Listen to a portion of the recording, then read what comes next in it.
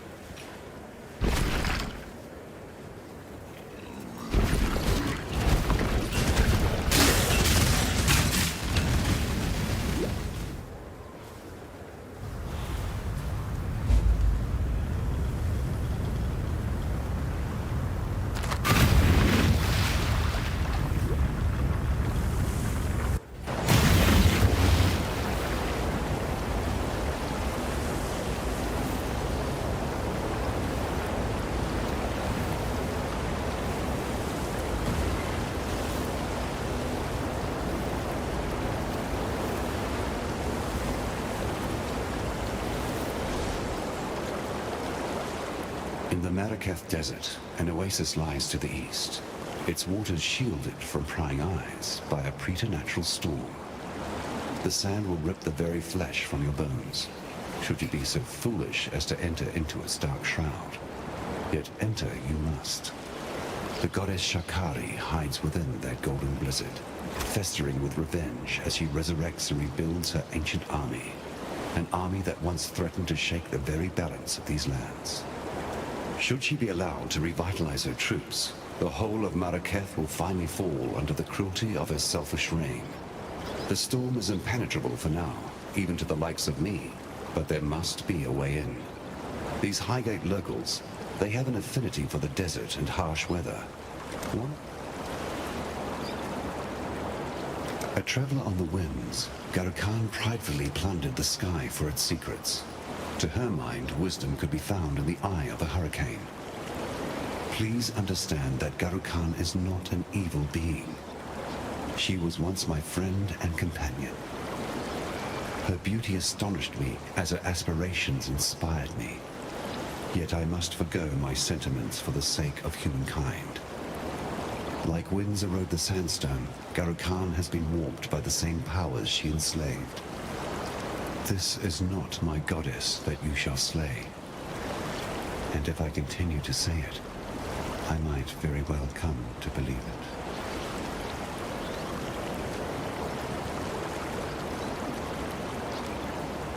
I weep for my poor Garo-Khan. Together we experienced the loftiest moments that this world could offer. Alas, it was my heavy heart that she could no longer bear. I knew her pride would one day be the storm that would ravage my precious humanity. In truth, it was for Garo-Khan that I sowed the dark ember within the depths of Highgate. When love cannot be slain, it must be laid down to sleep. It is not something I deign to speak of often, but this goddess, this creature, she was once the flesh of my flesh, blood of my blood. I rose into the clouds and fell into the arms of their queen, the beautiful Garo-Khan. Now, if you think that mortal marriages are difficult to navigate, try an immortal one. We parted ways, yet not before my young queen of the sands was born into this world of filth and horror. Now you see how I must suffer for the sake of humanity, to lay mine own daughter upon the sacrificial altar. Remember, humanity needs us. You did it! They found it, Bataris! They found it! By the gods! Garo-Khan's famed Stormblade. Do you know what this means, my sweets? Once we find the right collector... Oh, we can go anywhere. Have anything. We will be like royalty. But the storm inside is a problem. It's too volatile in its current state. You're right. We can't trade away a weapon of such apocalyptic nature. This will require some pondering, my love. In the meantime, thank you, Exile. Take your pick of our stock.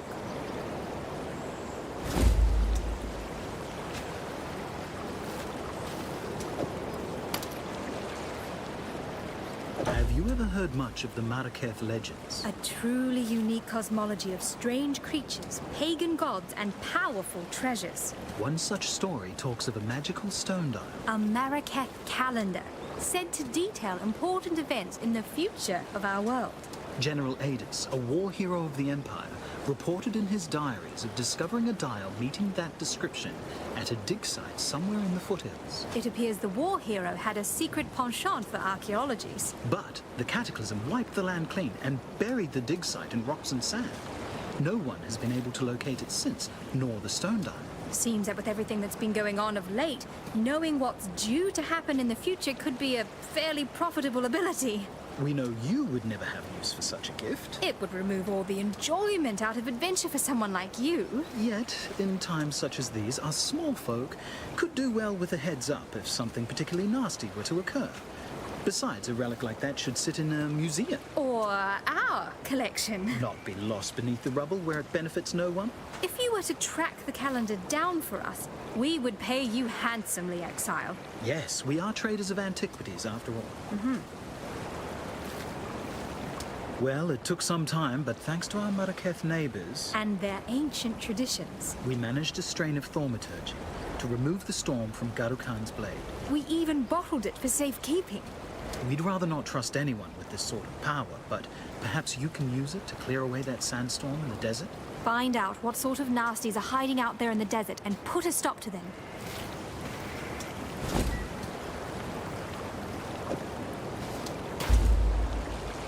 A noble legionnaire. But a legionnaire, all the same. Vitaris and I did our research on Adus We needed to know as much about him and his dig site as possible. to make sure he was worth our while. The general was an eternal commander of the Highgate Legion. He ran a mining camp up here in the mountains. The bastard was the one responsible for controlling Karui, Marraket, and Ezamite slaves, forcing them into the black bowels of rockfishes in search of gems. At least he treated them fairly as human beings. A slave is still a slave, my sweets. For all his faults, the general appears to have been a good man for his time. It's a shame what happened to him. A greater shame that by the sounds of things, he's come back. Yes, we'd advise steering clear of his old camp. See ya. When I received my first flower of blood, I was given to the ritual of womanhood. All young Marrakech women have to dance with the scorpion to prove themselves worthy of carrying the Dakara's spear. It is no easy task to catch a black Marrakech scorpion. Their tails are swift, their stingers sharp, their poison lethal. I made my way through the trial unscathed, but my sister, we shared a womb, came into this world together. She left it, thrashing and foaming at the mouth. Since that day, I have slept with one eye open for fear of the scorpion's sting. And now Shakari, the mother of all black bugs, rises from the sands. Find that scuttling bitch and kill her for me and for every child, every little girl who has suffered and died by the barb of countless poisoned tails.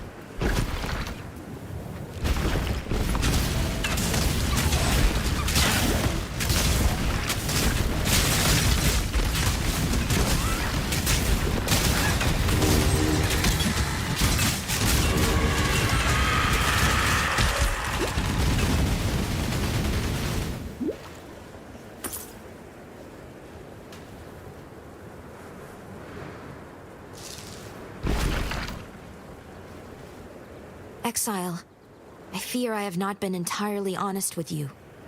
This dusty pit was once the Forbidden Vault, and I its guardian. That you have not heard of it is not surprising. It was kept in absolute secrecy for countless generations, known only to my Akara. The Order of the Jinn. It feels so strange to tell someone. To speak so plainly would have been a sin of the highest order, punishable by death. It seems harsh to an outsider like yourself, but you do not know the importance of what we did. My Akara, my people, were long ago tasked with protecting the people of Rayclass from themselves. Many artifacts of great power exist. You have come across some such in your travels. But there are some artifacts whose power is so great that to use them would put the world in jeopardy. Artifacts like the Horns of Kulamak. We, the Order of the Jinn, existed to keep such power sealed away in secret. Better that the world forget that it, and we exist, than fight for control of a power they have no hope of controlling. You have not heard of us because you were never meant to hear of us. I say us. In truth, it is just me left. We came from all walks of life, but we were all orphans, taken in and raised by the Order, and taught never to speak of it under punishment of death. It sounds harsh, I understand, but such was the importance of our duty that a life of solitude and secrecy was necessary. For hundreds, maybe thousands of years, we remained secret, until Giannis Parandus, that imbecile, he sold us out, reaching for the last vestiges of his ancestral glory. Just like his great-grandfather Chittus, he may have doomed us all. We were only taught what was passed down for generations. We believed the horns to be the ultimate tool of life and death, capable of siphoning the very breath of life from any living thing. We do not know where it came from. Perhaps the remains of a powerful, long-dead animal. Perhaps a creation of the gods themselves. Regardless of its provenance, I believe the horns are what have given the Immortal Syndicate their miraculous ability to return from the dead unscathed.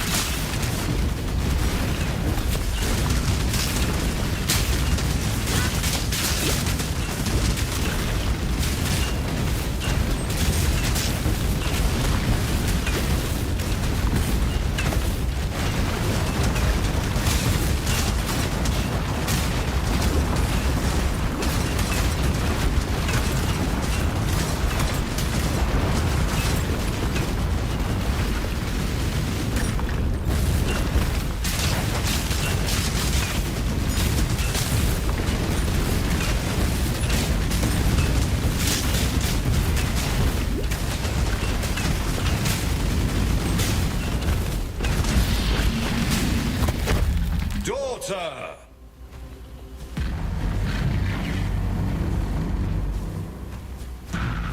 Rest, my child. Be free from the torments of immortality. A mother's keen heart shall bleed into the dreams of her daughter. Once a beauty who held captive the hearts of men and women alike, Shikari's splendor decayed into lust for the power possessed by her skyborn mother. My daughter once sought out such power within the great sands of this desert. Ever determined, she found it, and it made of her the twisted creature you so mercifully dispatched. Driven by agony and shame, she built an army out here in these sweltering lands, and would have conquered the very sky had not the beast soothed her into peaceful oblivion. A babe once more, sleeping in her cradle. I don't feel good about this one.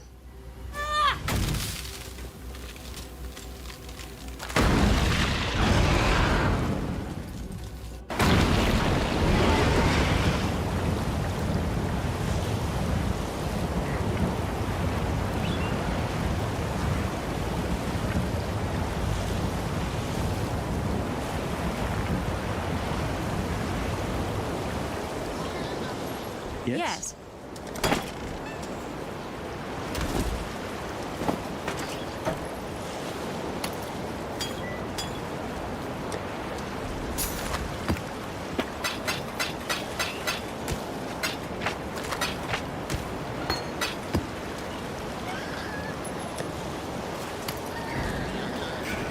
You killed Shikari. My sister's death has finally been avenged. Shikari was supposed to be our divine teacher, said to guide us into womanhood. All she ever gave was death. I suppose it's fitting that the teacher has learnt that mortal lesson for herself. Our whole lives, we have lived for the blessings of our goddesses. Yet here they are, in the flesh, proving to us that they are only monsters. Please, let me reward you for your efforts.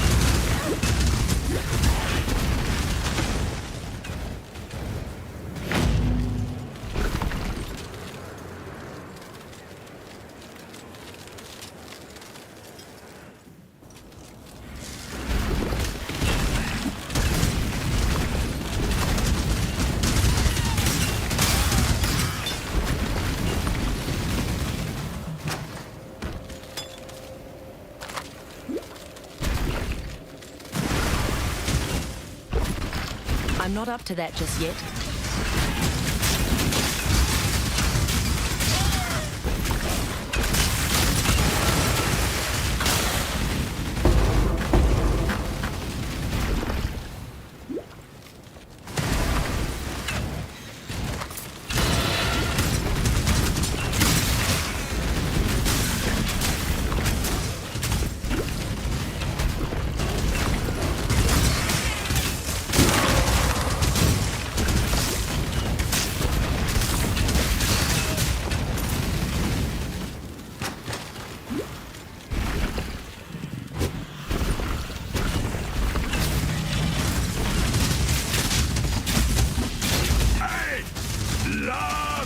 interesting. Do not worry, little bee. We are friends now.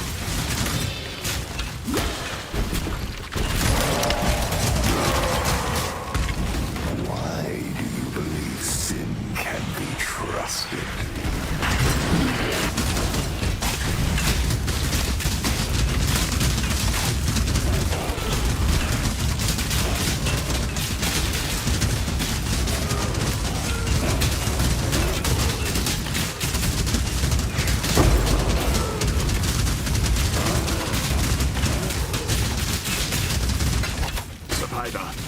You are well prepared for the end. This is a fine capture.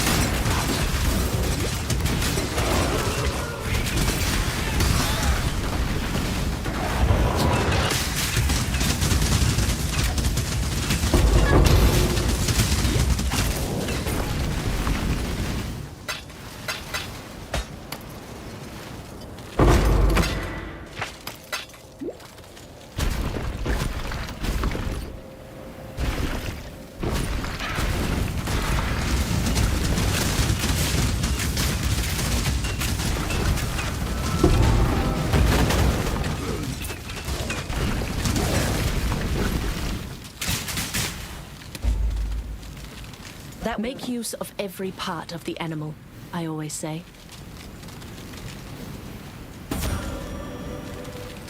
We may just discover the truth of this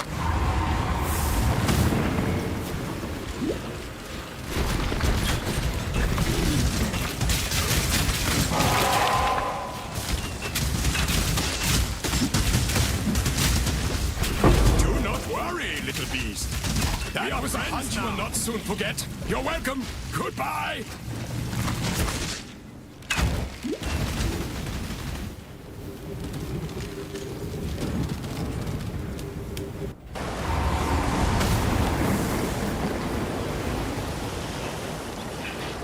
Yes? Yes?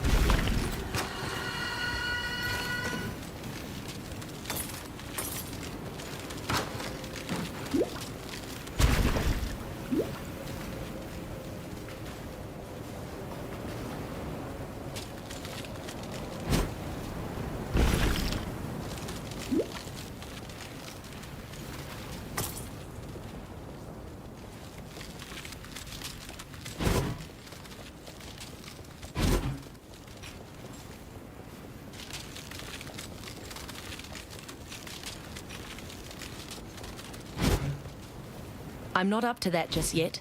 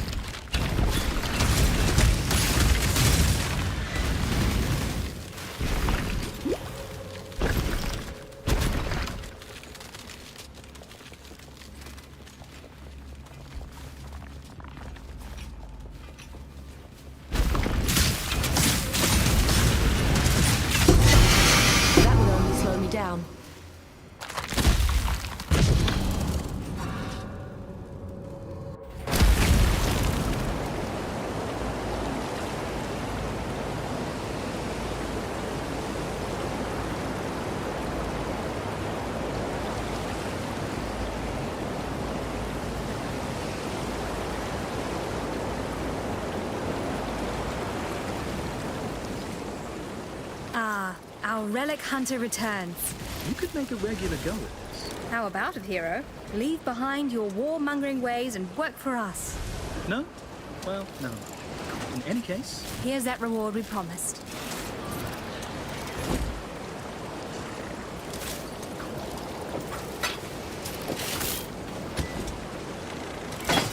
until next time.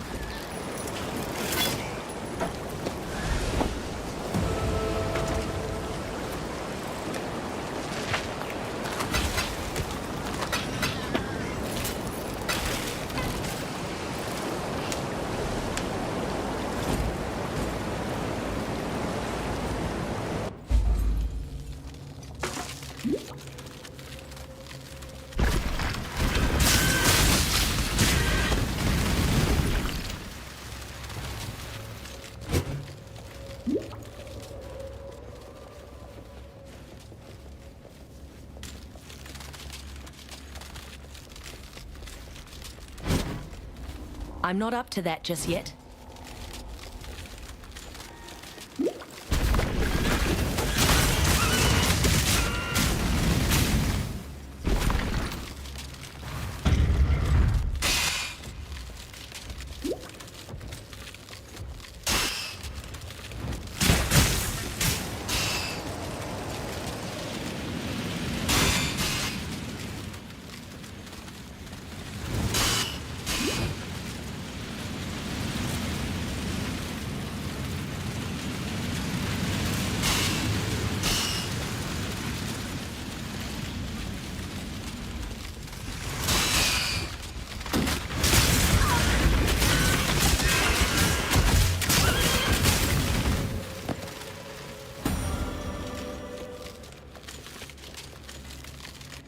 An emperor must bear two blades, hope in the left hand, surety in the right.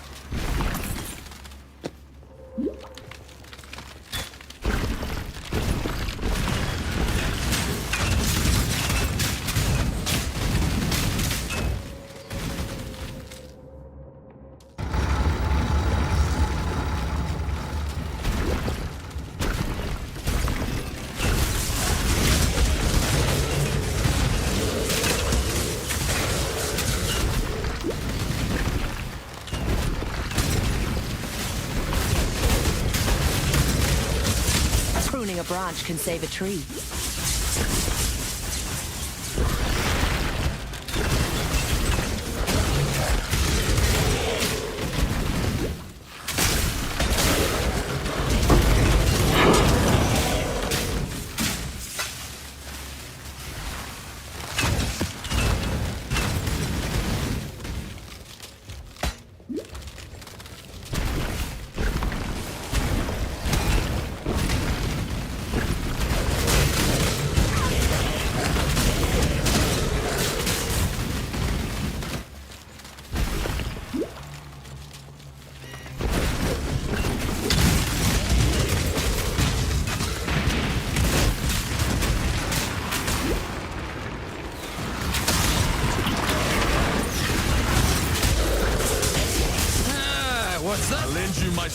ally.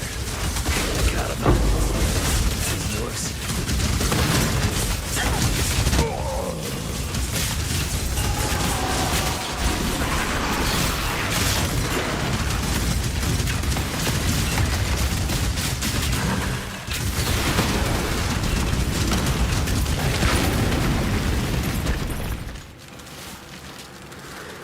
I choose an honorable death. Your body is strong, Karui, but the cell will test your mind.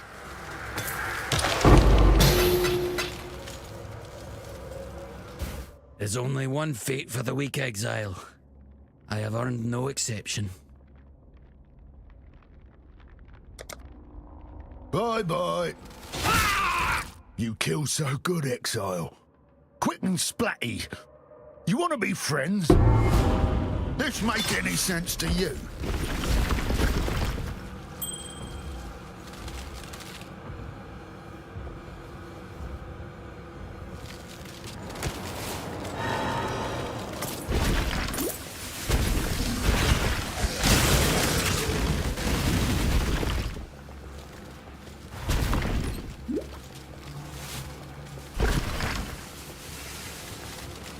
Cool winds. I've spent some time around powerful magical objects. There are some whose magical properties are obscured and tangled, trapped and restricted by a curse placed upon it. I cannot restore such items to their original glory, but I can at least break the curse and release some of its power, if you bring it to me.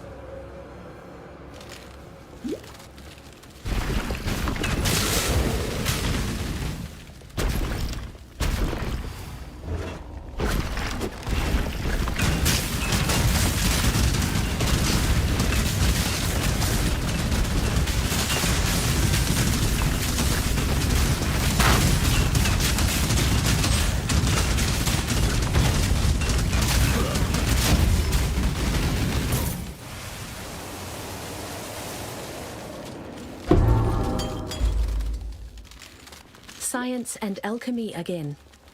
Such a bad idea.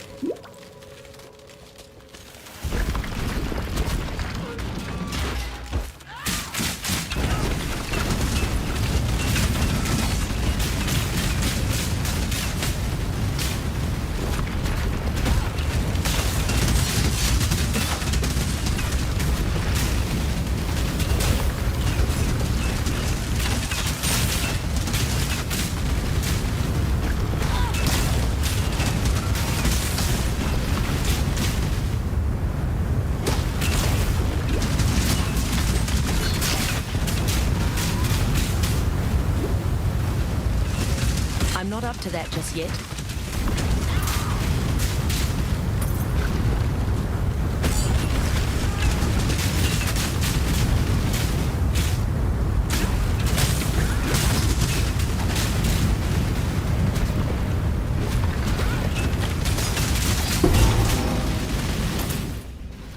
My love.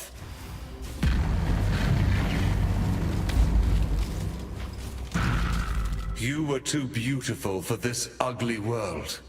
I shall find you in the next. It shames me to know the horrors wrought by our hands here and now. Gurukhan was complicated, but she was also stubborn and never would have thought to change her ways. We have given her a sky burial. That is the best we can do. Even in the old times, she was vain beyond comparison. It was her ambition that corrupted her, despite all my warning words. Well, look now, where ambition has gotten you, my love. She must have been an incredible woman in her time. I can see why you loved her.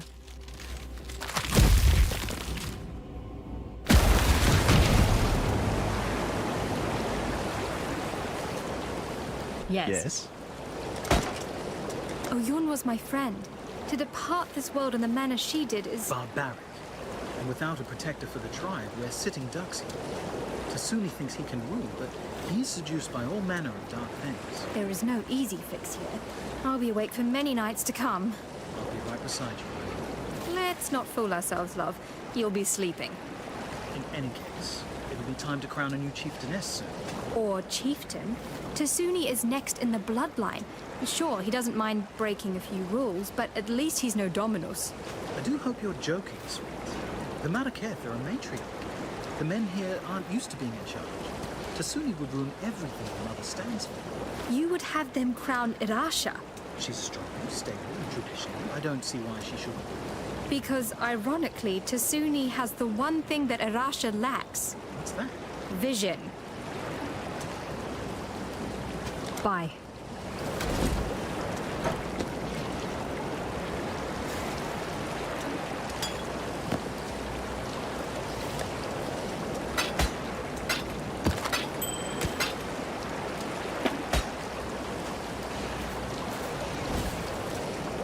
Not since the fall of Destret has this Akara seen so sad a moment. Our gods are false. Our Sekima is dead. But you, outsider, you offer hope. Without the feather, Tasuni will be unable to take control of Highgate, no matter how much he lies and whines. My people will never allow it. And Oyun's passing leaves me with only one course of action.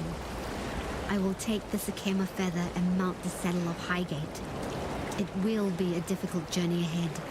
Our faith has died with the gods you have slain. Yet I know in my heart that we will find a way to go on. For your troubles, outsider. Perhaps I was wrong, and good can come from beyond our borders.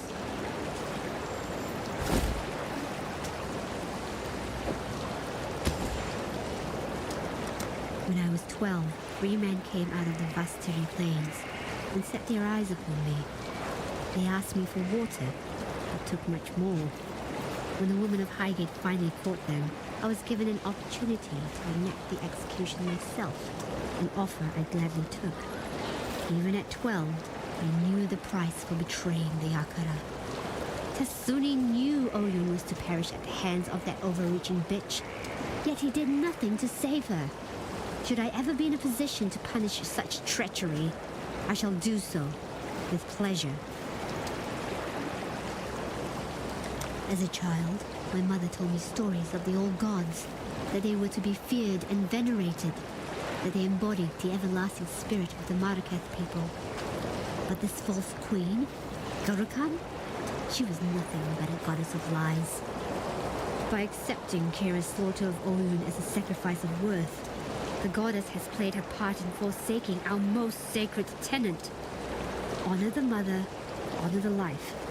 The bones of our tribe mother have been ground into the dust by this divine insanity? If the old gods can't follow the very traditions they themselves set forth, then how can we? Perhaps the time has come to forge our customs anew, in our image, not those of false and selfish gods.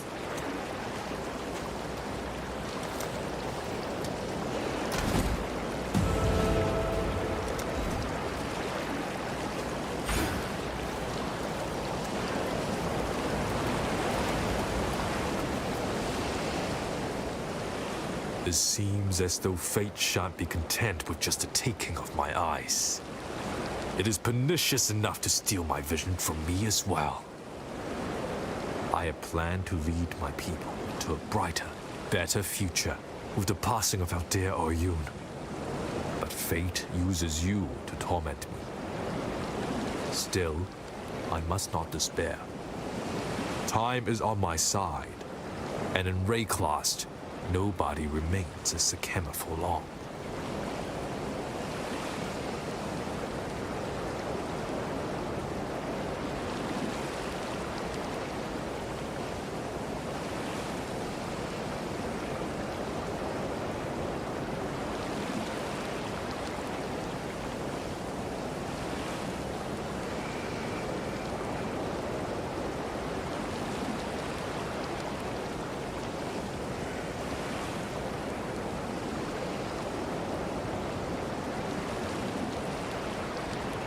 The corruption will pass.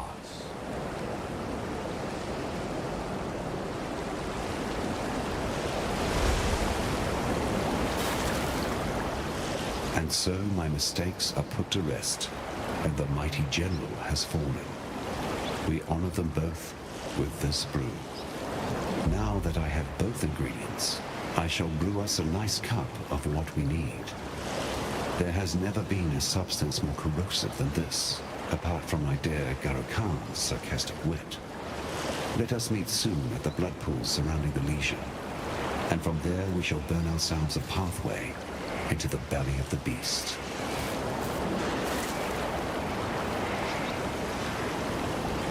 Some of the members we have come across, well, they have come back from the dead. I don't have any better way of putting it. They are no mindless zombies. Somehow, they are returning, whole. This must be why they call themselves the Immortal Syndicate. Immortality is dangerous, even in the hands of those with good intentions.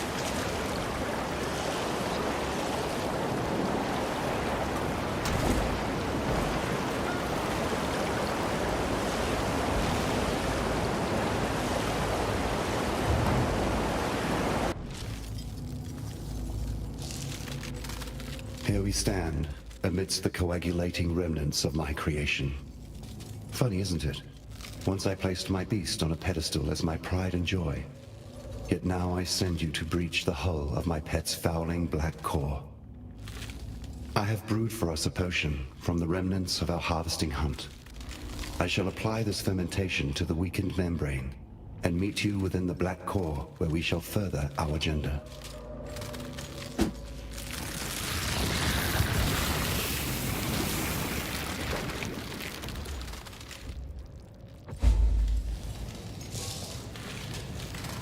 This entire mountain is one gigantic corpse.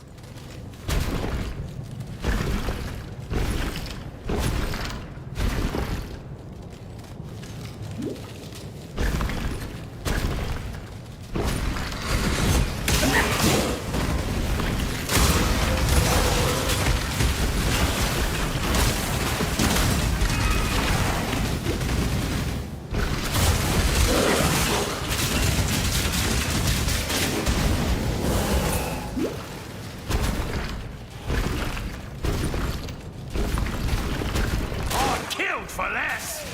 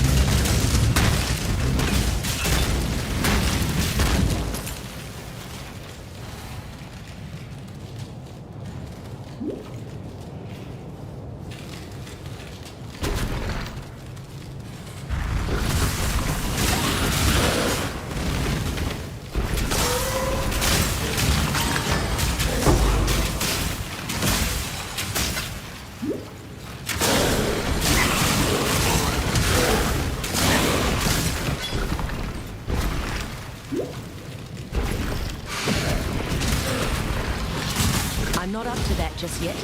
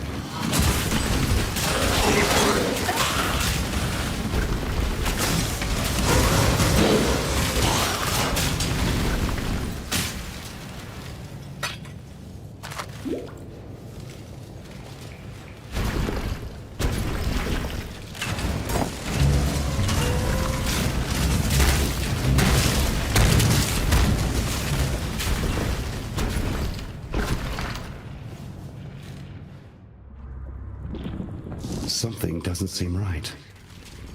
Yes, it would appear our old friend Malachi has one final trick to play. A thaumaturgical wound to the hearts of my precious beast. This complicates things, but not perhaps so much that there is nothing we can do. Exile, listen to me.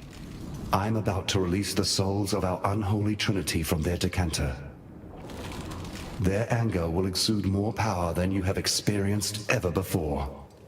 You must defeat them one by one to fuse their remnants into something volatile enough to coax the dark ember from its womb. Ready yourself.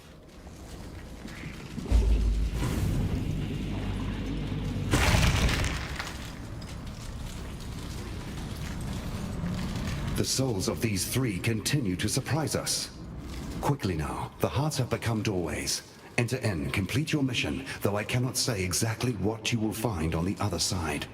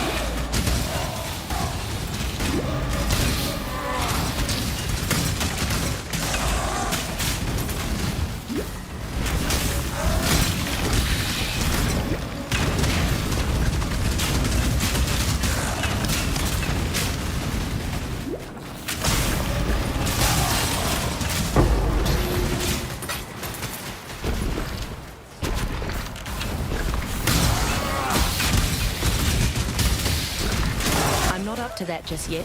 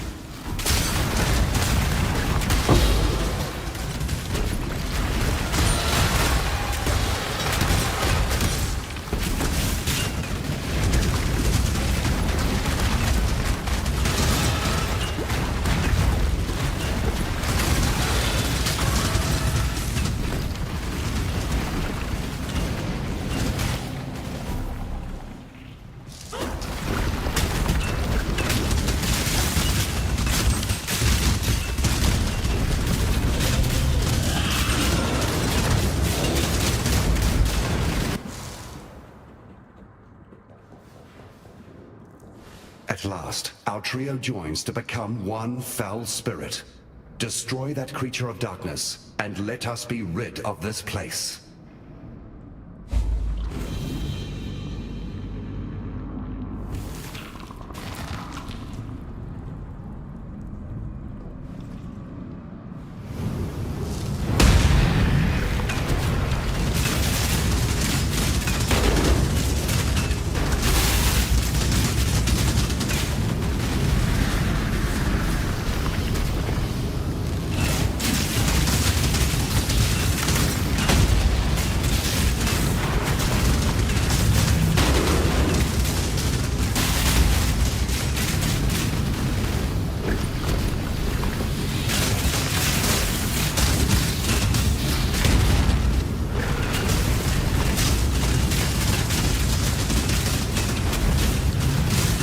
Finally ready. Time to return to Oriath and end this.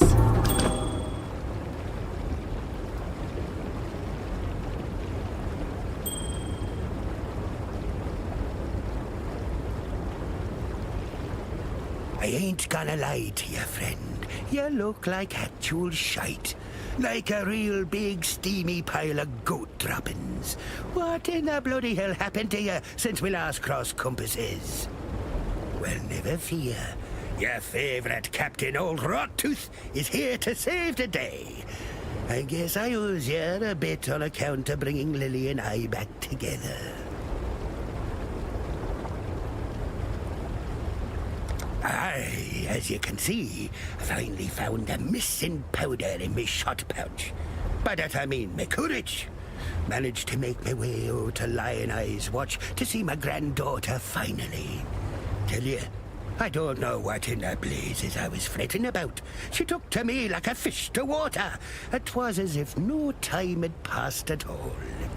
Anyhow, it'd be lucky for you that we did so, as we were out looking for you to offer our thanks. Followed me compass, listened to the taumaturgical whisperings of my ship, and next we know, we'll be following a trail of blood and guts leading straight to you, wasting your time in the middle of God knows where. Always keep your eyes on the horizon. You're questioning me, the great sea mistress Lily Roth, about how she so happened to find you failing at drowning on some godforsaken fleshy piece of land. Thought it'd be obvious. Grandfather and I, we came to thank you for our little reunion here you started. Caught wind that you were playing around up here with that dead beast from the locals. So we followed your trail, dreading we'd be finding your body bits strewn all over this godforsaken mountain. But lo and behold, what do we get? Our favourite exile twiddling their thumbs. Your lucky old Whalem's still got some thaumaturgical prowess in his bones. How the hell did you end up here anyhow? Well, I suppose you'll be wanting us to ferry you over to Oriath. Take care of that nasty cannibal god Katava once and for all? Well, we'd be glad to oblige. There'll be plenty of treasures in ruined Theopolis just sitting there for the taking, I'm sure. Say the words and we'll set the sails. Ready to go? Just in time as well. Grandad says there's a good thaumaturgical headwind blowing our way.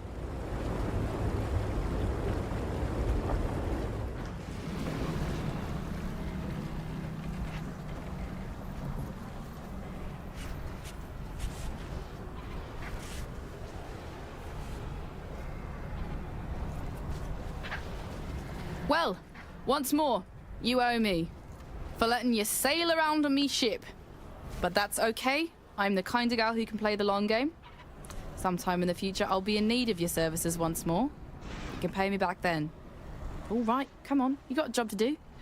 Lives to save, goals to kill. Better get to it. That Bannon's a real siren if you ask me. Even after the beating he's taken. Bulging muscles, pretty yellow hair. I'd be willing to bet the barrel of his piece is longer than a ship's mast as well, if you be understanding me drift. It's a shame, in all honesty, that he's one of them foolish holy men. Though even that ain't so bad. Lily Roth loves herself a challenge.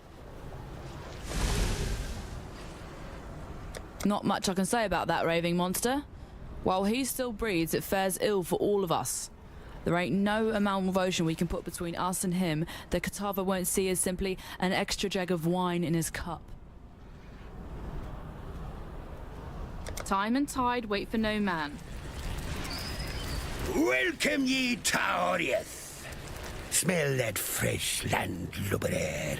Ain't nothing like the air in Theopolis, full of debauchery and pollution, hidden neath the garb of them holy Templars. Seems the place has changed a fair bit since last I were here. A lot more blood and entrails than what I remember. Well, best Lily and I stay here, where it be safe. You journey on ahead, matey, and see what blimey buggers you get to kill next. Say, you're not in the market for a new cutlass or anything, are ya? Recently unlocked the Black Crest's old armory. Found a whole shite-load of weaponry down there from another time. If you fancy it, be glad to show you my stock. See if there's anything in there you'd like to pick up. Nah, there's a woman who can hold her own. Oh, hey, look at her. A marvelous specimen of the female persuasion. Reminds me of Meredith, me long-lost sweetheart. Oh, would it be that I could have a woman like that at my side once more? Someone to stare out over the bow into the salt spray of the sea with. Someone to warm the cockles of me heart. And a few other things in my bed at night. Oh, yeah. Now that'd be the dream. Lousy, good-for-nothing blackguard. In all me years at sea, never have I ever serviced a filthy blackguard on my lovely ship. If the Brine King still drew breath, I tell you, having this Bannon aboard would be an affront to the Lord of Salt and Scale. Him and his kind have hung, drawn and courted too many of ours. I don't rightly trust him. Not at all. Me thinks Lily is fixing to have her way with that damn blackguard. Well, I tell you, not if I have anything to say about it. Look at me. Never thought I'd see the day when old Whalem were to be the prudish grandfather. Yet here we are. Damn conscience will be the death of me. Always keep your eyes on the horizon. The prodigal returns. Have you brought with you a weapon to free us? The ravenous one has only grown more hungry since you left us, and I fear your efforts may be too little, too late. Kitava has all but destroyed us here, and our poor departed Utula's cultists have taken hold of the city. There's little ground left to tread that won't cause the grasping claws of Hinekora to reach out and wring our pretty little necks. I see your eyes, Exile. You wonder why I am here instead of at the Overseer's Tower. I'll tell you the horrible truth. The tower has fallen to the infernal devices of Kitava. That witch, Violenta, is to blame. She lowered a secret ladder and led Kitava's cultists right to our very beds. Bannon and I barely escaped with our lives. Together, we cut through the hordes, but it was no use. They had us surrounded. Bannon created a distraction which allowed me to flee. When I last saw him, he was perched atop the rooftops, holding off our enemies, though how long he will last, I cannot say. If you are going that way, perhaps you can find him and return him to me. I have grown fond of that Templar. The fire of Namahu burns within his belly. It would not fare well for us in this war if that fire were lost. I believe Violenta was not of sound mind. At night, we often heard her cry out in sleep, fearing unseen things. I wanted to toss her out on the streets, let the beasts of this fallen city tend to her madness. But Bannon refused to leave behind one of his own. Would that he had listened to me. Violenta thought that if she gave us up to Kitava, the ravenous one would look kindly upon her. Well, look upon her he did. But what he saw and what she became is the thing of nightmares. Her nightmares, perhaps. In another life, perhaps Lily and I would have sailed the oceans together. I enjoy her presence and the conversation she brings. She has a call for adventure, coupled with a kind of optimism I rarely see. I hope that once all of this settles down, we might remain friends. I don't quite enjoy Whalem as much as I do his granddaughter, but Lily favors him, and so I will too, unless he does something truly horrid that forces me to revoke my opinion. A dark angel on your shoulder, perhaps? In another time, the presence of this god would trouble me, perhaps even frighten me. But in these days, I cannot afford the sensation of surprise. If he's helped you this far, as you say, then one might expect he will help you all the way to the bitter end, and that is good enough for me. Kitava's appetite has grown bigger than even his devotees had expected. His hunger moves faster now than his followers can keep up. I suppose the canals were the perfect answer to their problem, really. They converted them into one giant feeding trough to bring food to his mouth at a speedier rate. Before their god rose from the depths, Utula and his cultists had direction. They wished to see Kitava free to stage his horrifying banquet. I was foolish enough to believe these theological mumblings as symbols for Karui freedom. Now that their prophecies have come to fruition, the cultists have lost their minds. It's hard enough to believe the end times of your chosen religion will ever happen, let alone to last longer than the final pages of your holy book. For freedom. It is good to see that you survived, my friend.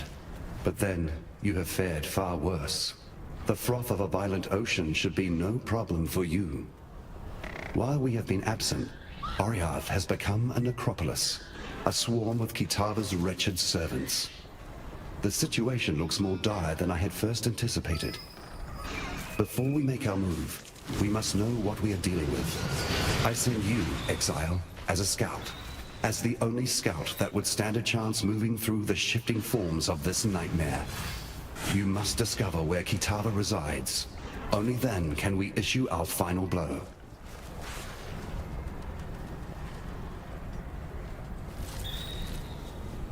You needn't fret. The Dark Ember is still safely in my possession, and will remain so until our final confrontation with Kitava. That carnivorous blasphemy will fall like a log cut from the darkest of forests, and we shall watch him burn as Oriath and the rest of this world breathes a sigh of relief. Lily Roth is a noble... how do you say it? Scallywag?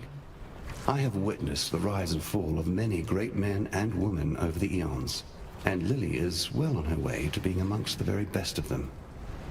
I suspect one day her name shall be sung in salty taverns the world around. I must remember to keep on her good side, now that she can see me. The beautiful pirate princess hunting down the great god Sin would make for a fantastic tale, I'm sure. But one I would rather have remain in the pages of fiction. Aside from my own presence, I no longer feel the vibrations of other gods. Though there may yet be more out there, for now, Rayclass can breathe a sigh of relief. However, we must turn our sights to Kitava, who still gorges himself on those poor souls trapped in Oriath. You have drunk your fill of my kind. The essence of deity courses through your veins, waiting to be expunged upon a chosen victim. We can only hope it will be strength enough to face that demoniac of a god. Remember, humanity needs us. This is an absolute disaster. I am Divinia, Adjunct Archivist of the Templar Order. I've returned to Oriath to perform some critical research, but the whole city is in chaos. I've heard the people here talking about you. Now, if you're going into that madness, I have a favor to ask of you. Most of the Templar's secret archives have probably been looted or burned by now. But there's one trove only the Master Archivist and I knew about. It's hidden within my Order's ossuary. Now, Now, if you can, please go there and search for a particular tome. It's called the Mortonomicon, and supposedly contains everything the Templars know about immortality. I know you're dealing with Katava and his cultists, but this may be just as important in the long run. The Mortonomicon Exitio Immortalis, as its lengthy name implies, is quite the difficult read. As a layer of extra security, it was written in the ancient language of the newcomers that were instrumental in the founding of our religion. Very few people can speak it, let alone read it. I'm deciphering the language at the same time that I'm translating and researching. It's mentally taxing to the extreme, but I have no choice but to soldier on. You can see him too. I thought I was hallucinating. Wait, you're working with him. Do you know who that is? He's the original evil. I won't have anything to do with a monster like him. It's all on fire. It's absolute madness. My heart aches for what they've done to my home, but I have a duty to perform, or else a worse terror than this might descend upon the entire world.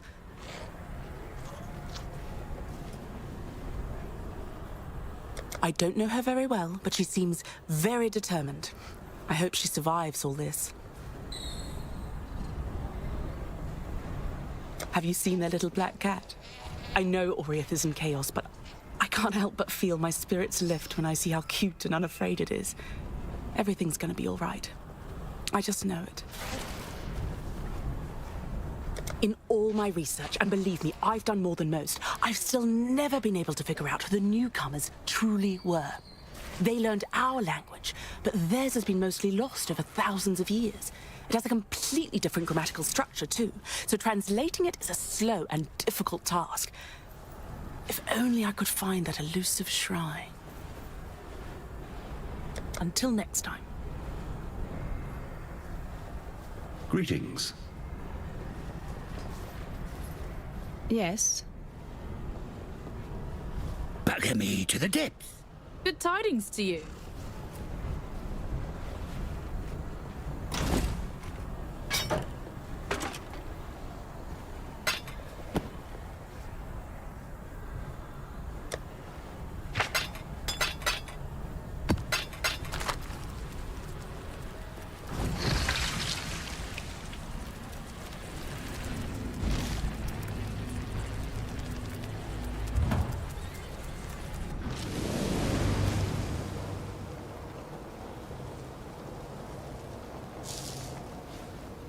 Welcome back.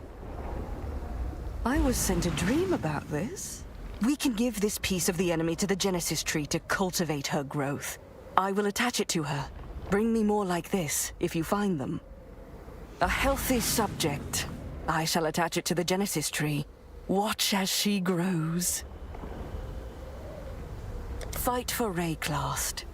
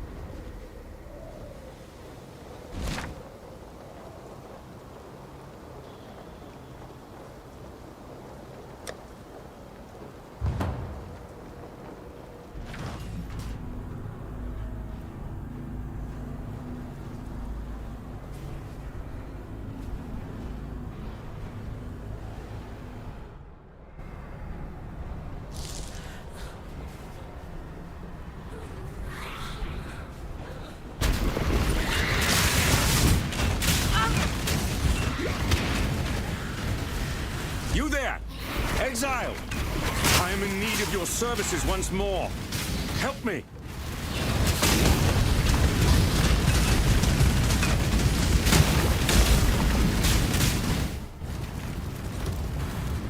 Phew. I would thank God for you, my friend, if that weren't too on the nose. I felt for sure that this time it was my turn to depart our world. Kitava's cultists surrounded Lani and I a while back. We split up and I led a distraction so she could make best her escape. Funny, I really should have considered my own plan for evasion once I'd allowed her hers. In any case, it is good to see you again, Exile. Let us talk more in a safer space. I shall meet you back at the docks.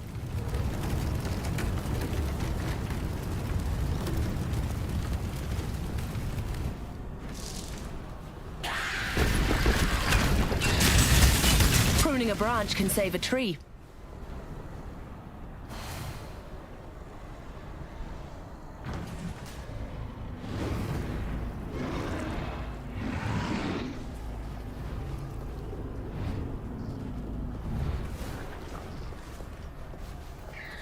Ah, good to see you made it back. You look at me with suspicious eyes. Yes, I know you have your apprehensions about me, and my new indwelling spirit. But if it helps a little, I feel innocence stirring inside me, awakening with an odd sense of gratitude towards you. It was, after all, your bite that returned him to humility, allowed the scales to drop from his eyes. If you are to go wandering the city in its current state, be careful where you step. Kitava's cultists are constantly on the prowl, actively seeking food for their god. What's worse, the passage to Kitava's feast is blocked off by two large black gates. We call them Kitava's horns, and they are utterly impenetrable to the motions of man. There is but one way in which we can reach Kitava and deprive him of his eternal meal. The staff of Avarius lies somewhere amongst the rubble of the Chamber of Innocence, still billowing with holy power. If you were to find it and return it to me, I believe the power in the staff will act as power enough to break through the horned gates. While they had me trapped, I heard those cultists' mad gibberings. Their words were akin to that of the Ray-classed cannibals. Nonsensical sentences, accompanied by the most unsettling of cackles. I fear that they have indulged too deeply into Kitava's famed habit, and caught the laughing plague that so often accompanies men and women who choose to engage in the consumption of human flesh. As I'm sure you've noticed, that damnable god Kitava no longer resides on the rooftops, as last you were here. No. The monster has acclimatized himself to Theopolis. He has set up quite the banqueting table for himself. It appears he believes he has a lot of consumption to catch up on. Best I can tell, his new residence lies through the ravaged Oriath Square, and past the canals, now the feeding troughs. Heed my warning, friend. Tread lightly through that area, for those cultists are out and about once more, actively seeking food for Kitava to devour. I wouldn't blame you for being curious about the god now dwelling within me. In truth, I'm honored to have been chosen to be Innocence's vessel. You may hear this and think I sound like a pious Templar fool. But it is hard to remain an unbeliever when the gods walk around you, and indeed one sleeps inside you. No need to fear, however. Our poor purity god surely regrets the actions of his past.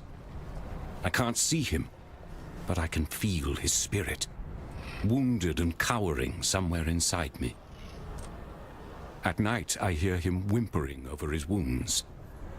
I must say, you hurt him good. But as much as I feel his pain, I also feel a budding newness in his heart. He is growing again, and relearning the compassion for humanity that he had long since lost. The Chamber of Innocence is exactly where you left it, though cultists and vandals may have had their way with it since last you visited. Innocence himself no longer cares for the place. In fact, I feel a pained revulsion for it, hence why I cannot go myself. But I'm certain you are more than capable of forging a path through that broken temple once again. Back when the cultists took control of the city, the very ground itself shook, as if pained by some dark abomination. The gnarled horns of Kitava erupted from the earth like spiraling pillars of corruption, weaving together a barrier impeding travelers from moving through the city. Don't ever give up. Then it is as I feared. Kitava's strength has grown insurmountable in our absence, and his horns now deny us entry to his feeding trough. Evidently, the hungry god has grown picky about what crumbs now travel towards his burgeoning throat. It is this strength that concerns me. I have spoken with our friend Bannon over there, a willful vessel of my misguided brother. I knew eventually we would need to enlist my brother's services, though I had hoped we need not do so this soon. Yet, it seems that we have no other choice. We must invoke my dormant brother, slumbering within Bannon's frame. Kitava's horns are a thing of great corruption, which only Innocence's purity can dispel. Before we proceed, I feel I must confide something in you. Bannon wishes me not to speak of it, as he is willing for the sacrifice. However, I feel you should know. Once we invoke Innocence, once we dredge him up from his cocoon inside the soul of Bannon, the man shall cease to be. Only the god shall remain. Do you understand what I say, Exile? If we take this path, Bannon will die. Excruciatingly so. Burnt with purity from the inside out. As I said, Bannon is willing to commit his life to this cause. But perhaps you should say your farewells before we move past the point of no return. Remember, humanity needs us. Bannon is alive and well. In no small way thanks to you, I would be willing to guess. Without him being here, I would have lost my sanity or my life a long time ago. Take this gift as a token of both our appreciation. Now that you have returned, and we have managed to sturdy ourselves once more abreast this mighty ship, I ask of you one more favor. Find that traitor Violenta and kill her. Though I wish to see her dead as revenge for her insurrection, Violenta has become something far worse under the radiation of Kitava's gaze. She must be stopped.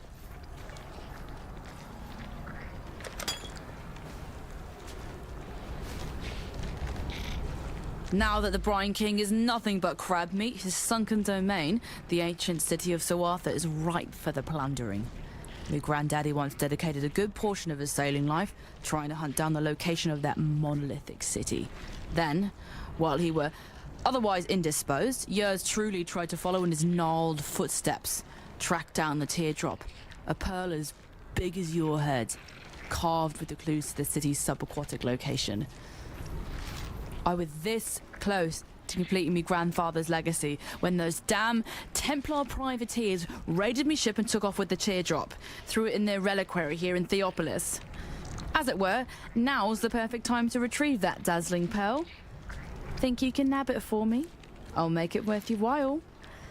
Maybe tick it off the list of things you owe me. Every cell-dwelling lad or lass knows of Soartha. They call it a city, but more of a slaughterhouse than anything else. Old Salty himself ruled over the place, treating its citizens as morsels from his own personal pantry. Those who weren't devoured outright were picked to try continuous family line. They became fishwives like that pretty young Nessa near ended up being. Well, the Brine King, as you know, was forced into a slumber neath the ocean, and the city was said to have joined him there as well. A few folk managed to flee from the collapsing coral shards, start new lives for themselves, but I'll be reckoning they left all their valuables behind. We're a long time ago now, them privateers, took the teardrop, threw it in the reliquary, then took yours truly and threw me in those goddamn slave pens. Far as I can tell, they never did work out what the teardrop were for. Lucky me, I suppose. It was tough, but with the help of a few other undesirables, I managed to find me way out of them pens and into the reliquary. Made an attempt to burgle back what was burgled from me. Boy, did we sure underestimate the size of them guards the Templars had on the place. Only I managed to escape unscathed. My accomplices weren't to be so lucky. They ended up in Ray-classed, much like yourself. Fact, I believe you may have crossed paths. Creighton? Elira? Oak? Time and tide wait for no man. Was a time when the ladies would be begging for a bit of old Whalem. But I ain't felt the warm caress of a woman in a long time, and it wounded me dreadful. During my time on the sea, I heard tale of Queen Exile and her penchant for using this land as a kind of vault for all her special shinies. One such shiny be her famed love potion, supposed to attract the drinker's ideal mate to their loins, even if that mate be far across the sea. Old Queen Exile kept the liquid in the skull of her favorite lover.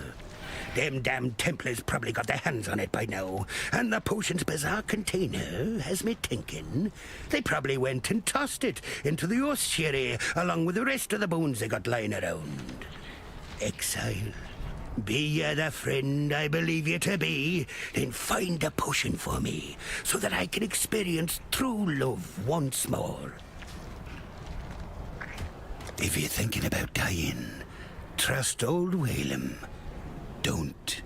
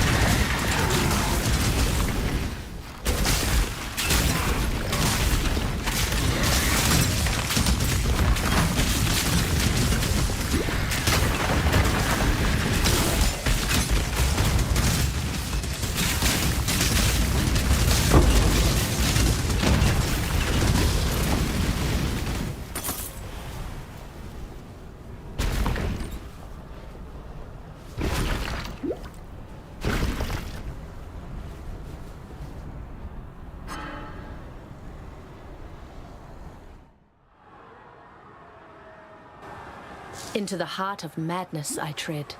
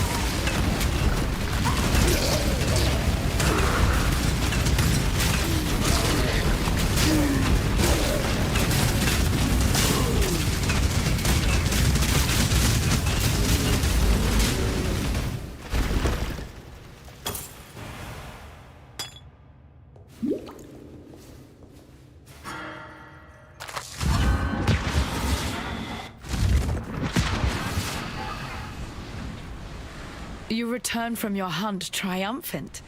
Then Violenta is dead. I wish I could say that a celebration is in order, but in our current existence, I've had all I can stomach of banquets and feasts. Here.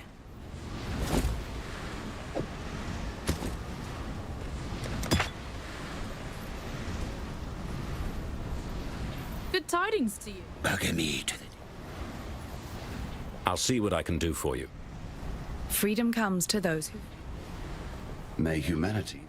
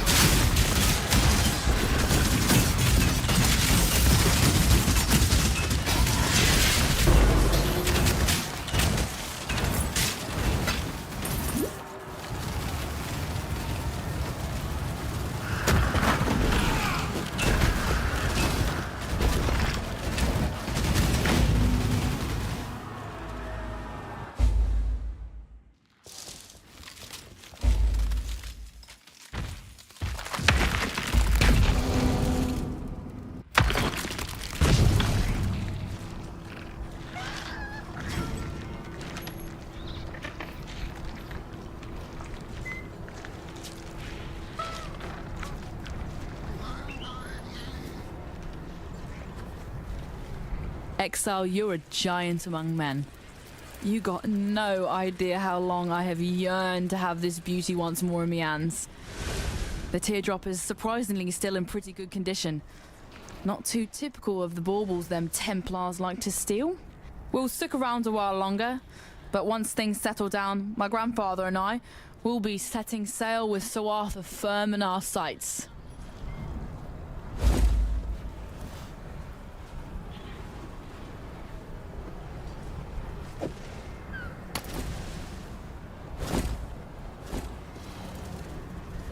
Yes.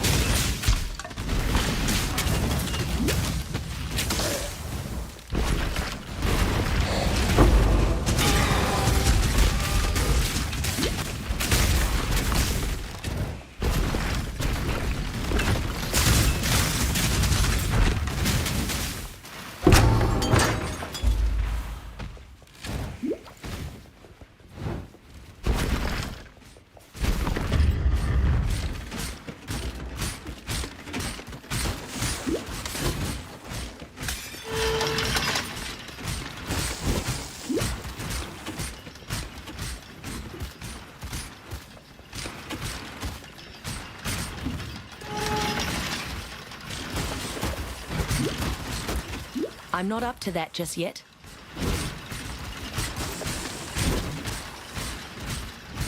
An emperor must know precisely where he stands.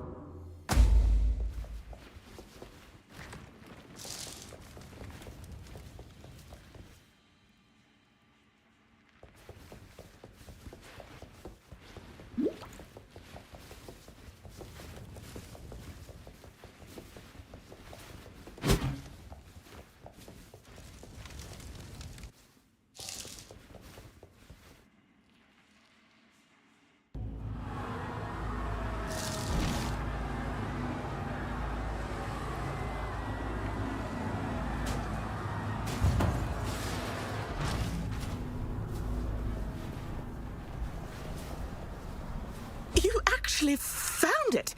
I can't believe I'm holding in my very own hands the Mortonomicon Exitio Immortalis. You really are as capable as I've heard.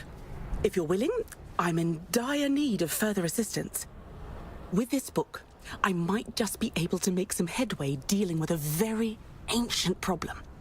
There's a certain forbidden sanctum I'd like to show you, hidden under the ruins of Fel's Shrine for untold centuries. Meet me there, when you can. Believe me, this dangerous enigma isn't going anywhere anytime soon. I mean, that's the whole problem with immortality.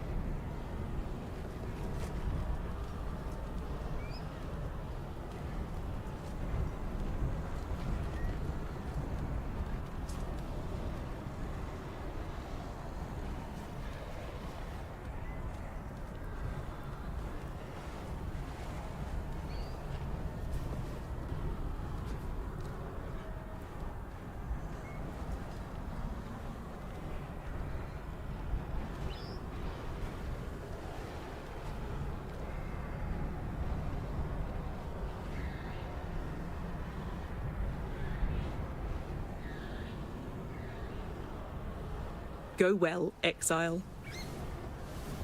Yes. Freedom comes to those who... Ya found it! Bless your boots, Exile! Me lady problems will be over at last. Let's give it a go then.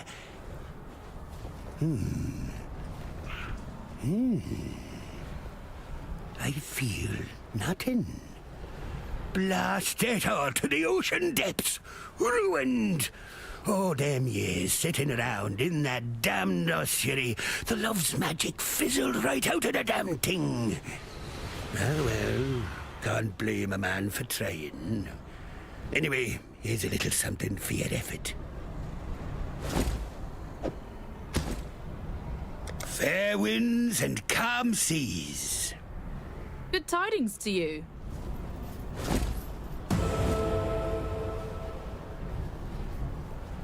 Hello.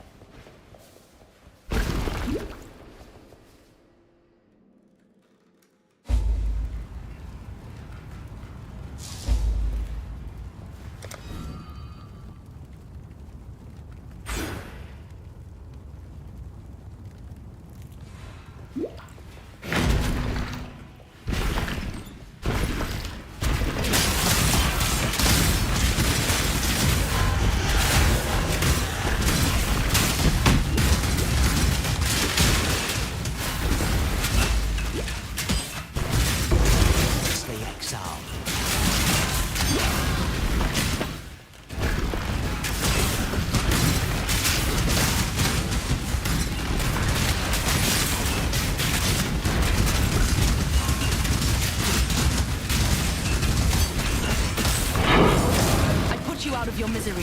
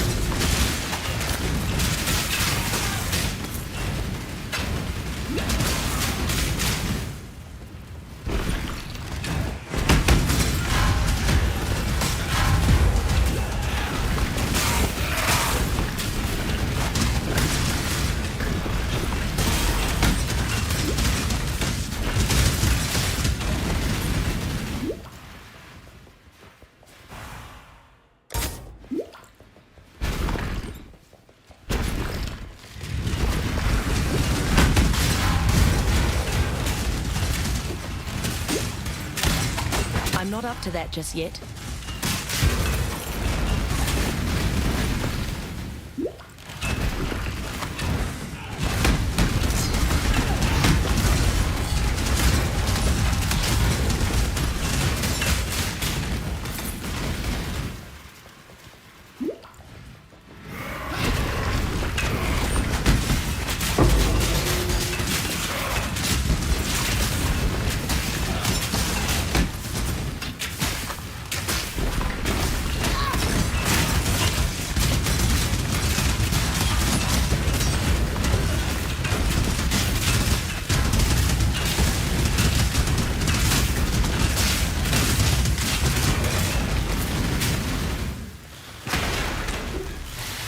This'll do nicely, Exile.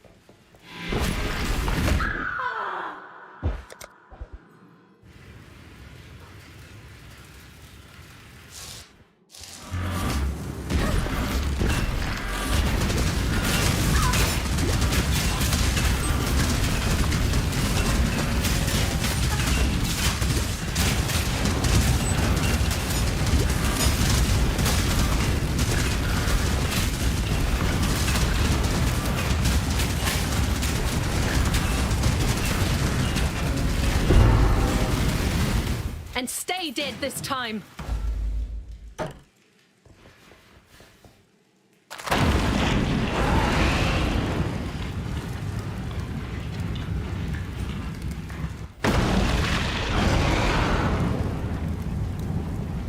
Hello. Remember, we do this for freedom. I fear I have not been entirely honest with you, my friend. While it is true that this staff can forge a path for us through Kitava's horns, it has the ability to revitalize innocence into waking fully. And that is where the staff's true power resides. In this act, I will become his host in the fullest sense. And together, he and his brother Sin will be able to ally with you against the forces of darkness. I bid you farewell, Exile. For where my spirit is set to travel, there is no return. Win this battle. Defeat Kitava. Free our people.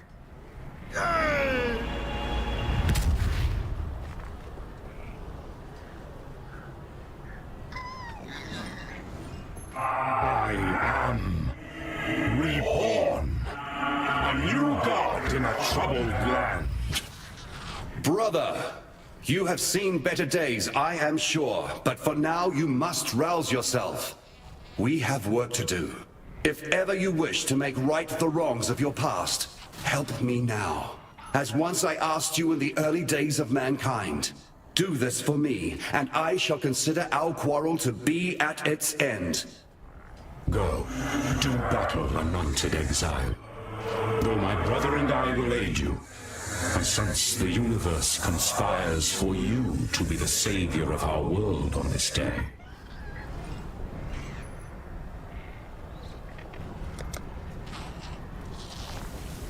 Greetings. Good tidings to you. Oh, Bannon. I'd stake my bets on being a mighty fine demon in the sack. Can't go wrong with a man in uniform. Only now, he's gone and transformed into that pesky god of light. I gotta believe that the man is still in there somewhere, but finding my way into his bedsheets at this stage is proving more difficult than I first thought. Don't seem to be anything that'll budge him from wherever he's hiding. Not even an enrapturing roll in the hay with this future pirate queen. Seems to me that by letting old innocence take him over completely, it's like a leech sucking the life right out of him. He's gonna lose out on all them lusty joys of this world, and that ain't something I'd ever think fondly about.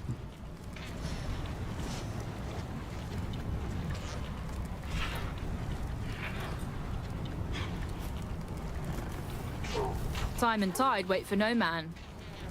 Good to see you still kicking. Bannon was a man whom I greatly admired, possibly even loved. My heart is grieved to see him depart from us and journey to the home of Hinekora. Yet, he sacrificed himself so that we might live, and stood true to his convictions. This god, this born-again innocence, fills me with unease. Though he appears repentant of his past transgressions, I do not believe he should be forgiven, nor that he should tread this earth any longer than is required.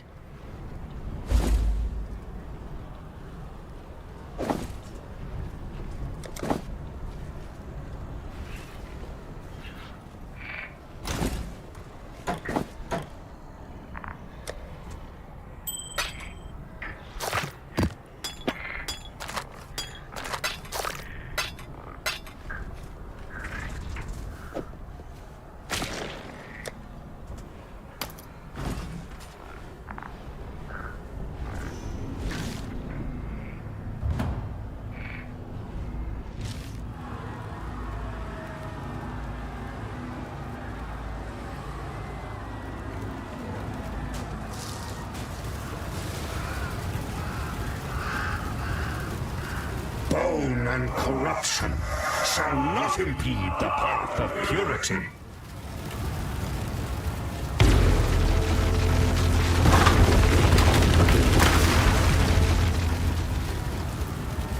Go, do battle, anointed exile.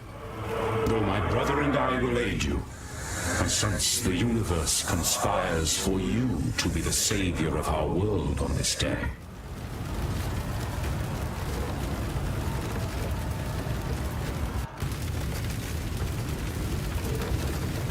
This time, I must succeed.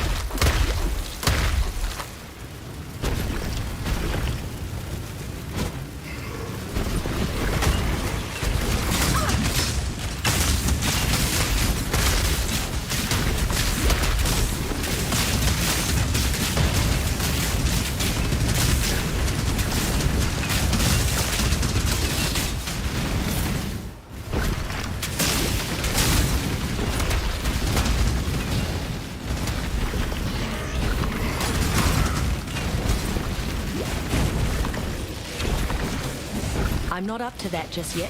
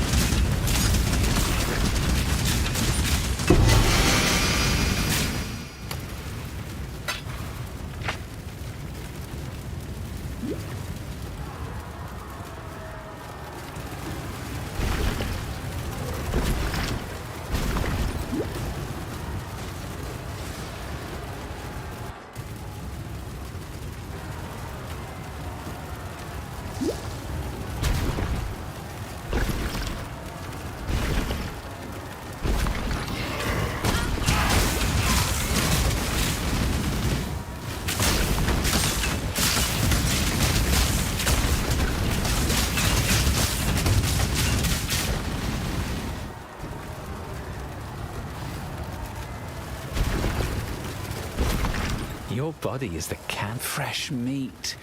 It's like I never left home. Now, remain calm. Pure ecstasy.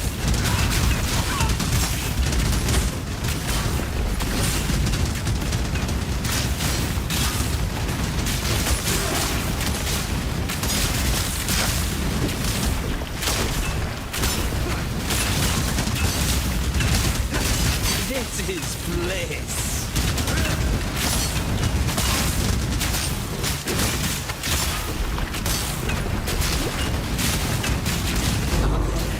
I'm yours, for now. Handle with care.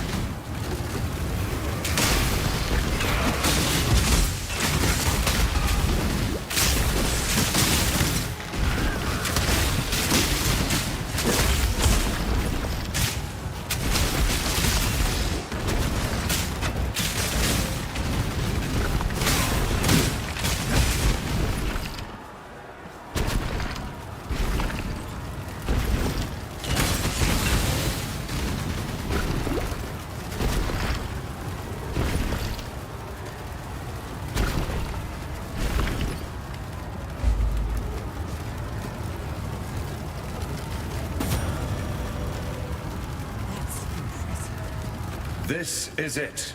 It all comes down to this moment to finally put an end to Kitava. Go, Exile. Together we will save humankind.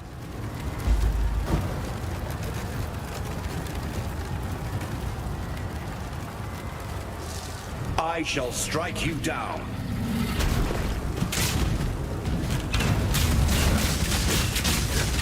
Arts through agony.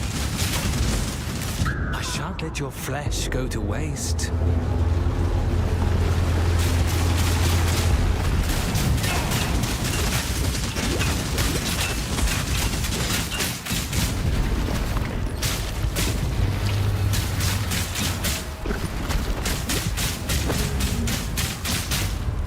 My mana is gone.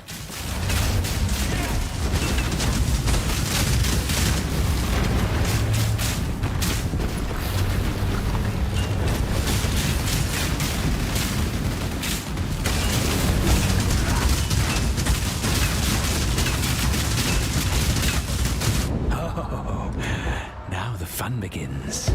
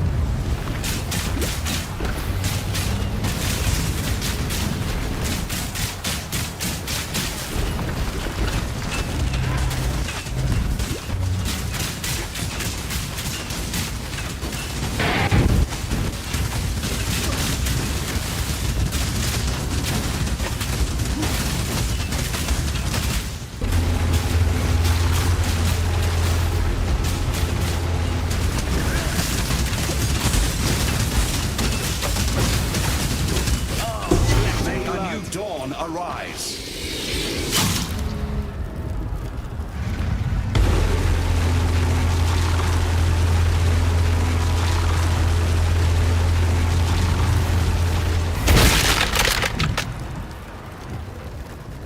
Now, after all this, can I finally be left alone? It's over. We emerge victorious. It was always a fool's errand, yet somehow your courage has carried us through. I congratulate you, my friend. Your world may have exiled you, but there will always be a place for you at my table. You have given humanity a fighting chance. Though darkness still covers the face of the earth, there is now a ray of light to pierce it. The insatiable appetite of Kitava has been ruined, and you are no exile. Why, you are a hero worthy of praise. May your legend live on into eternity. Come, let us return to the others. They will be needing as many hands as possible for cleaning up this city.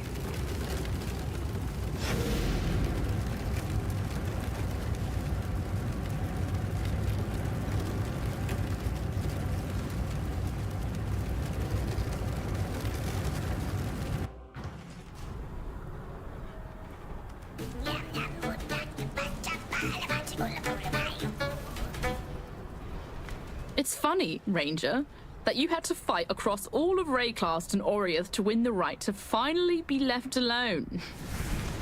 I could do with some peace and quiet myself. Let's just you and me sail on out of here before they put us to work rebuilding. We can always visit once they're done. How's that sound? Just say the word and we'll set sail. Sancta, see! That bloody sod is gone from our world. Can't tell you how many times I've heard them Karui savages gibbering in fear over that cannibal god. And of course there's this horror to account for as well. I don't think there's a man, woman, or child in the world that won't be praising your name tonight over a glass of their finest grog. Speaking of which, where's a man to go to find a little fire water around these parts?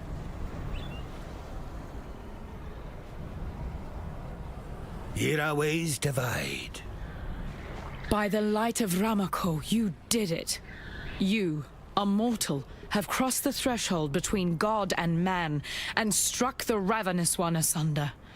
I'd always held out hope that you would succeed, but at night I would stay awake worrying that perhaps that hope was a foolish dream.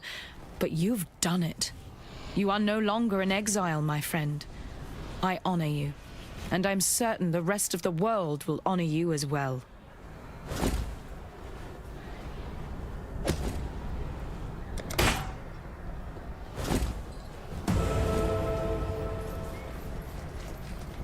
Innocence. You see now, don't you? Little brother. Please forgive me. It's as if I have been dreaming the most horrid nightmare. And now, at last, the haze of sleep lifts from my eyes. My vision is clear. Oh, by the gods, forgive me. It is as true now as it was when we began. You and I are of the same flesh, cleaved from the same womb. You ask for my forgiveness. I give it to you freely. But the things I've done, the countless millions I've murdered. There will be time for all of that later.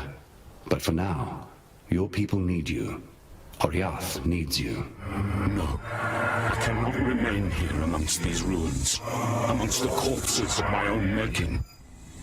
These people, they need you, brother, and your hero, not me. Then what? Where will you go? What will you do? Isolation. I shall go south, as far south as one can travel in such a fleshly form. There are things I must think on. The redemption I need plan. If my conscience decides I am worthy of such a gift. You would seek forgiveness in the ice at the bottom of the world. I would, should you let me. Go. Seek out that which you need. Find who you are. Make pilgrimage. Journey on your path, brother. Only return to us one day. Thank you, brother. You have heard my admission of guilt and my plea for forgiveness. If I sense in the glowing embers of your eyes that you will be glad to be rid of me, I don't blame you, mortal. Nor do I begrudge you for your continual anger. The sins I've committed, although bad enough, are made worse by the lens of pride I once viewed this world through.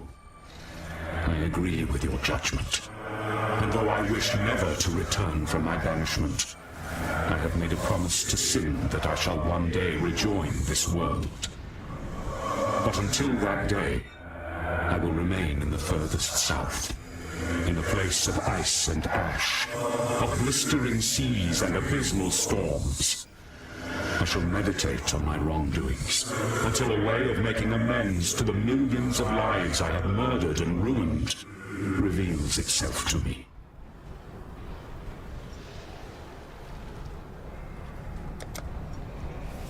Hello.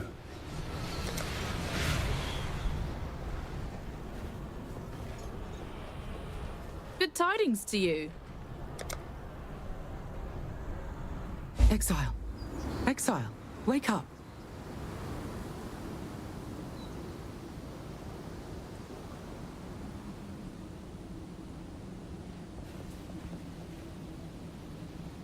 Commander Kirak has requested your presence in the war room.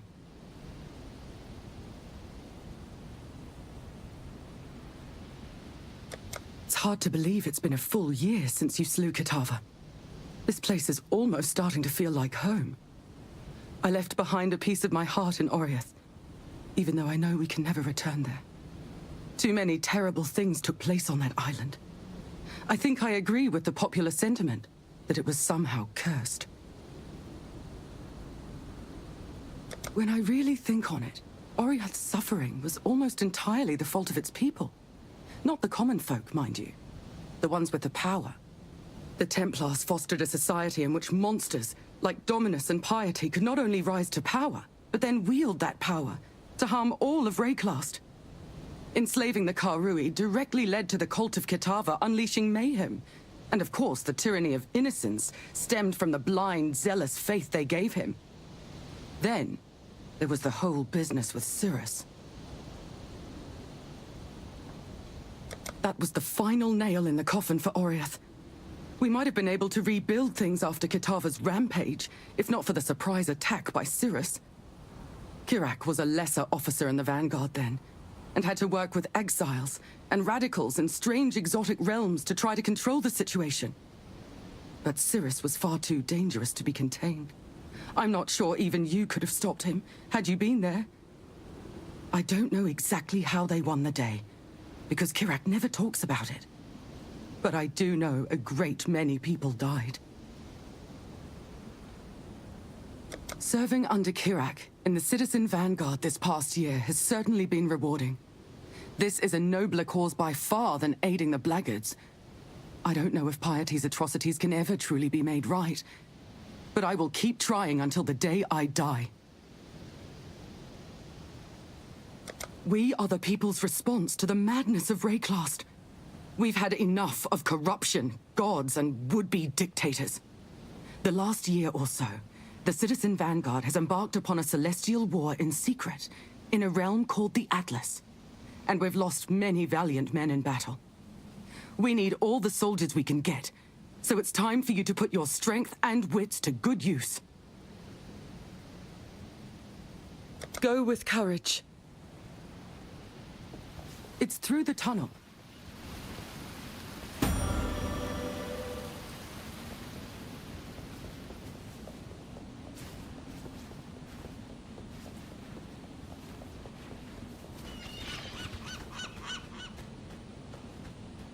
I should have never come back here.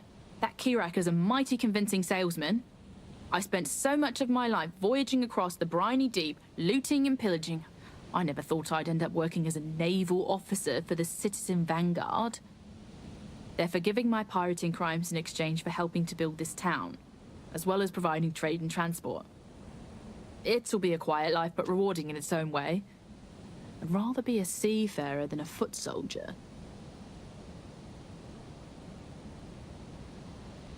Time and tide wait for no man.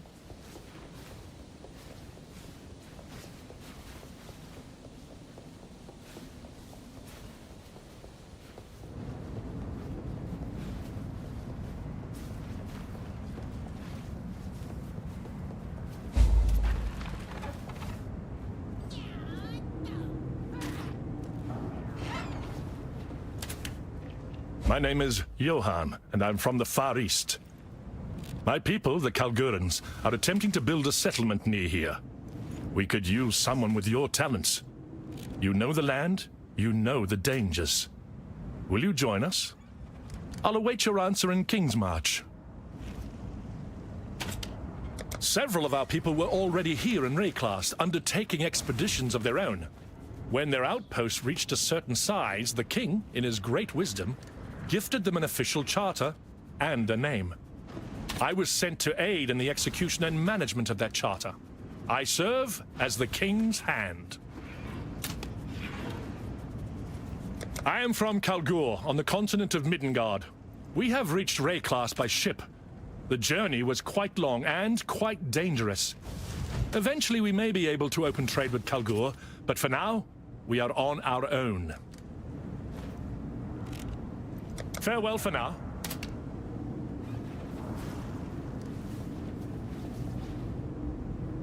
Kirak's my name, commander of the Citizen Vanguard. We're the front line, ensuring callous gods and bloodthirsty fiends never blindside us again. The Templars kept the true nature of the world hidden from the populace, but now the rower's out of the sack, and we'll keep both eyes open. Or the one eye open, in my case. We've a vital mission for you, Godslayer. But you're not going to believe me until you see this for yourself. Take this map and put it in one of the map devices below. It will take you to a realm we call the Atlas. Once you see the world on the other side and have yourself a battle or two, we'll talk.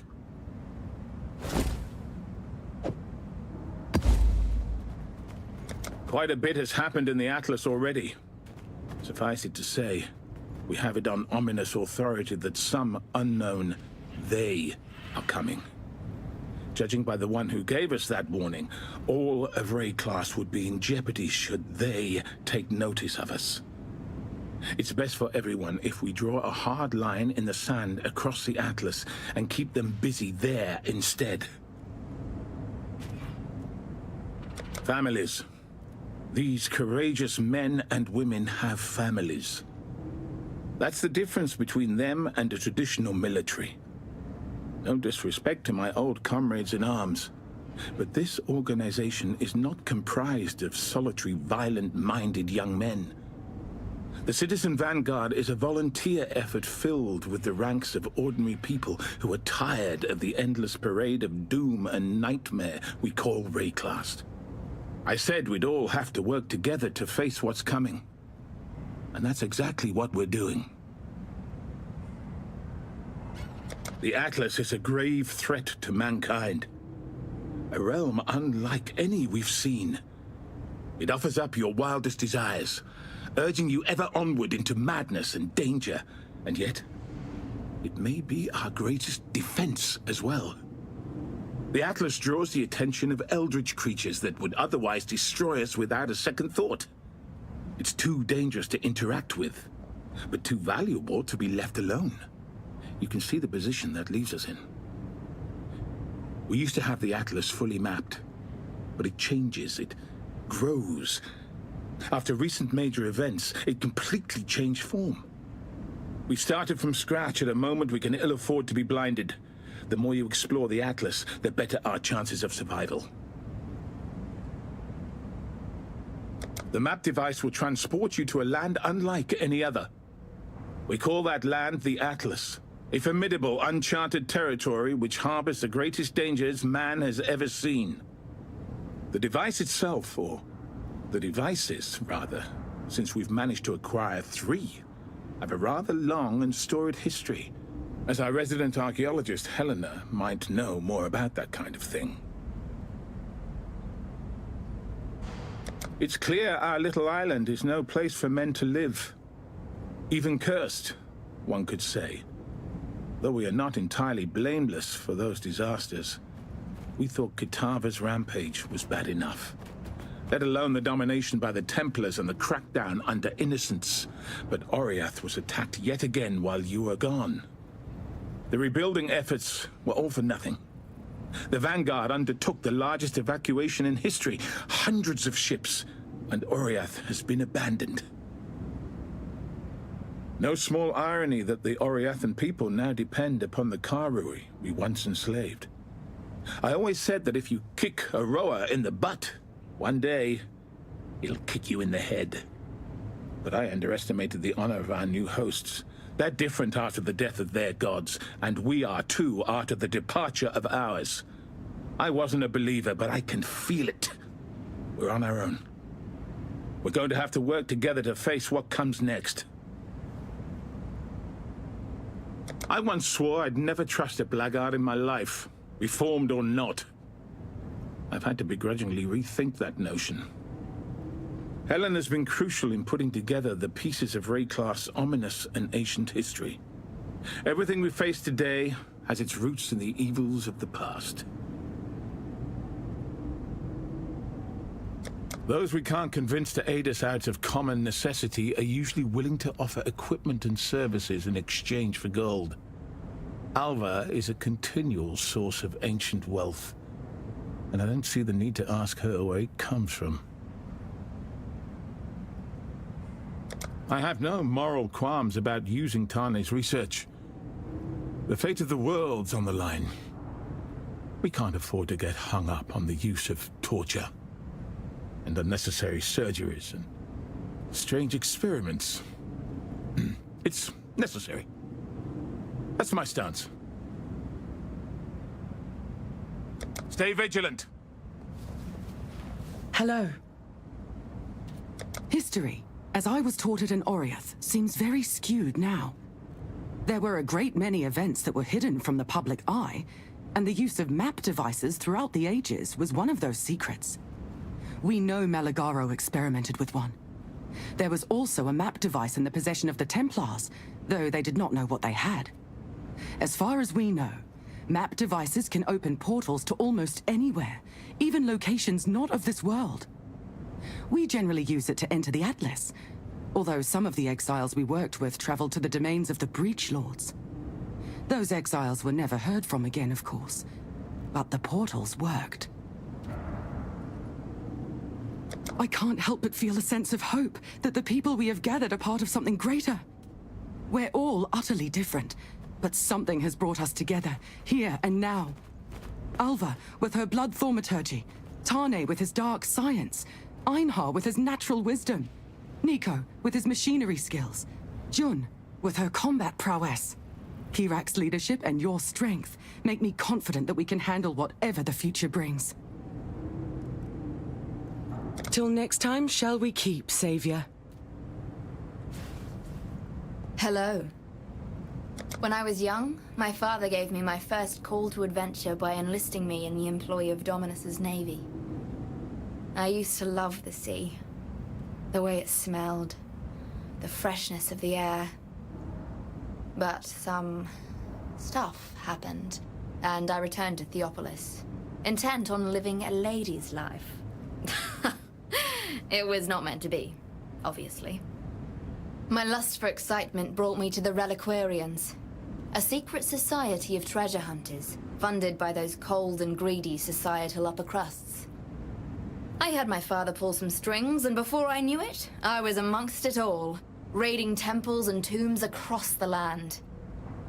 But, well, you're an exile. You know how the Templars are. Untrustworthy is one way to describe them. When I came across a manual of vile blood thaumaturgy, I knew I couldn't let it fall into their hands. And it never did. Though that damned High Templar knew I was keeping something secret. And so, no longer welcome amongst the nobility, here I am. Luckily, there's a fortune to be made here, and a few of my old clients still remain loyal to me when it comes to spending what they have inside their purses.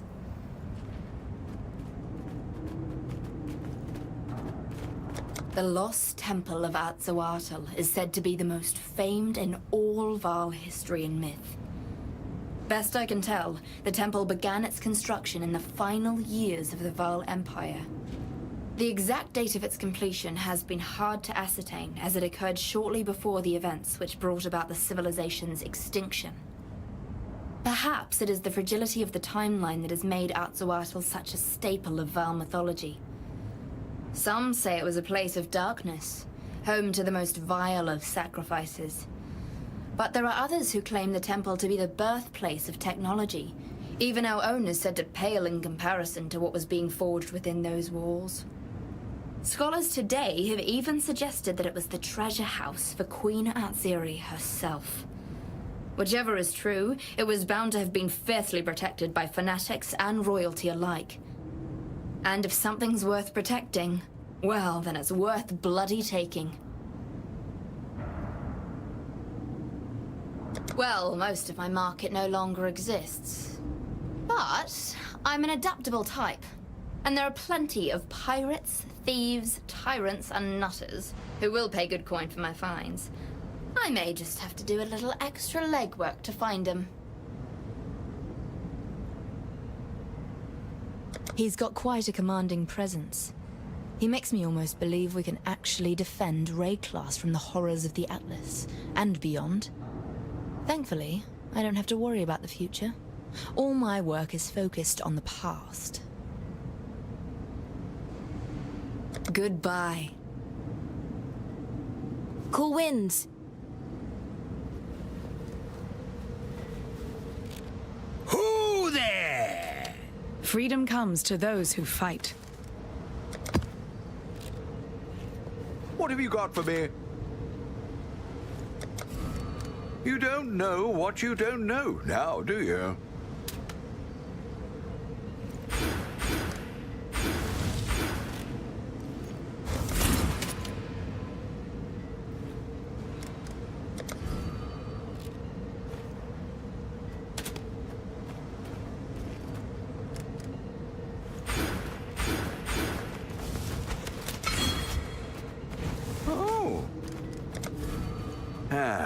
Let's fix what's broken.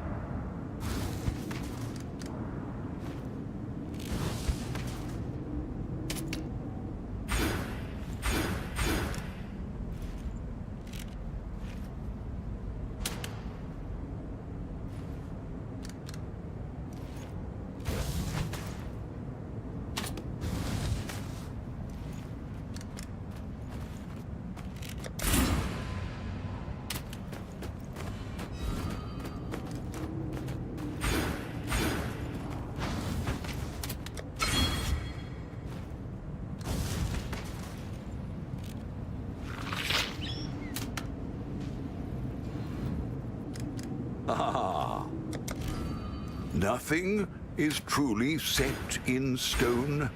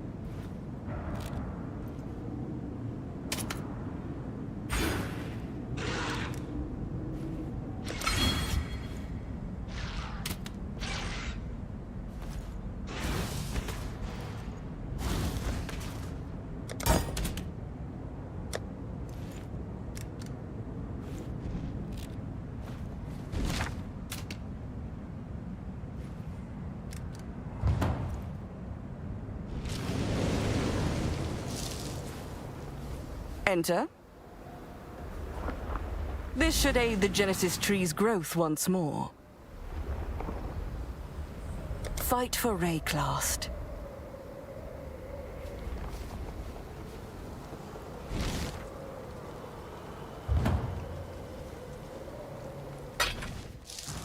You've had a sail, Exile. Godslayer, good day. Hello. Many of the Blackguard are still alive and scattered across Rayclast, but the organization has had its back broken after what happened in Oriath. I wouldn't want to run into a random knot of them, especially as they start to get hungry and desperate, but I believe their concerted search for us has ended. That'll give us some breathing room to face new problems. With that book on vile blood thaumaturgy, Alva has access to power scholars have only dreamed of for centuries. Traveling back in time sounds both insane and absurd, yet I've seen her incursions myself. It is both a curse and a blessing that she chooses to employ these incursions solely for personal gain. Yes, we could do so much more with the power to visit the past, but her focused interests also keep the timeline stable. I can't imagine what would happen to us here and now if, for example, we tried to go back and assassinate Malachi to prevent the cataclysm. Would we cease to exist? Or would we simply create a second Rayclast, one in which the cataclysm never happened? One could go insane thinking about it. Jun keeps to herself. It's clear that she's not used to trusting strangers. From watching her, I think she is dealing with the loss of her Akara by pouring everything she is into her mission. That's admirable, but dangerous. Keep her safe, Exile. The Order of the Jinn is real. You have no idea how much that means to me as an archaeologist. I was in an apprentice position, yes, but my colleagues still refused to listen to a degree I found absurd. I was convinced that there was a pattern behind the absence of artifacts of myth. My conviction reached a certainty so strong that if a colleague told me about an expedition they had in mind, and if the sought-after artifact was one of sufficient mythological renown, I would bet a month's pay that it would not be found at its supposed resting place. I never lost those bets, and now I know I was right, even though I didn't know the name of my theorized secret organization of relic keepers until now. The Order of the Jinn found and sequestered all of those powerful artifacts long ago, and good they did. Power like that in the hands of men like Dominus would be catastrophic. Farewell. I've got some wealth for you. Oh. It's not the most comfortable hideaway I've ever graced with my presence, but it'll do. We're in this to make money after all. Nothing else matters.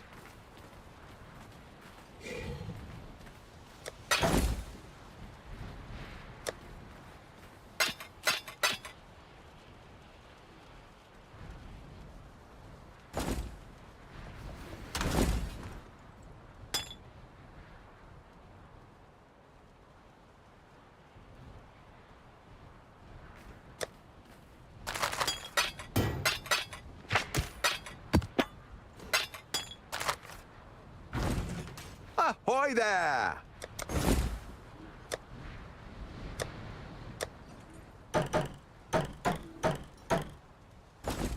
Ah, what are we?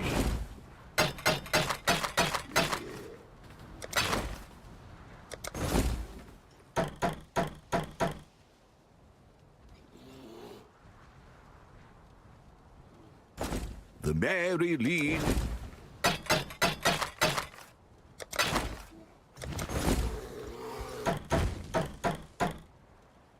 Hello, hello, hello.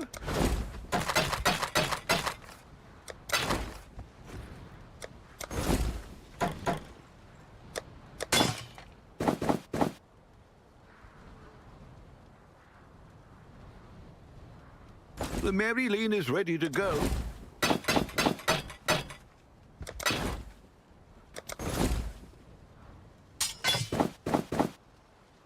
Ah, what are we shipping?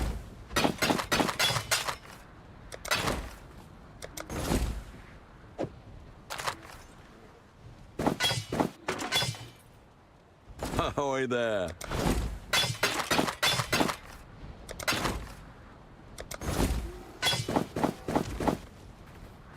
Business,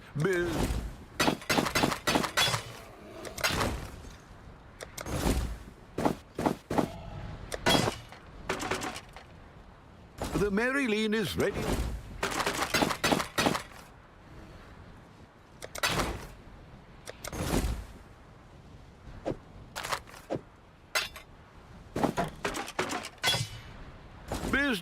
Business.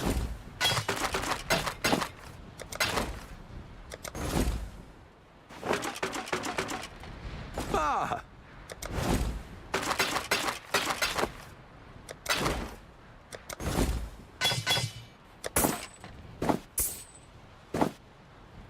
Oh?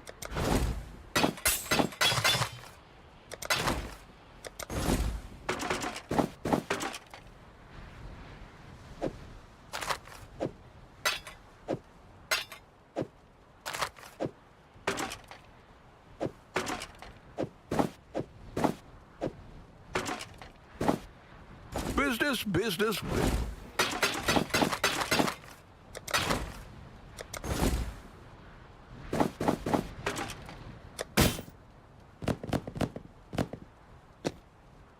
Hello.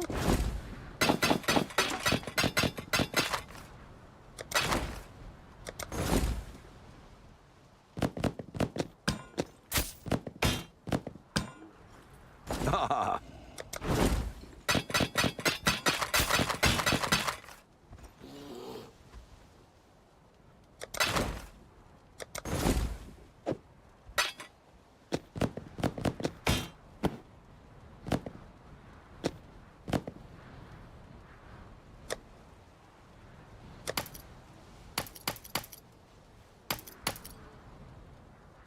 What have you got?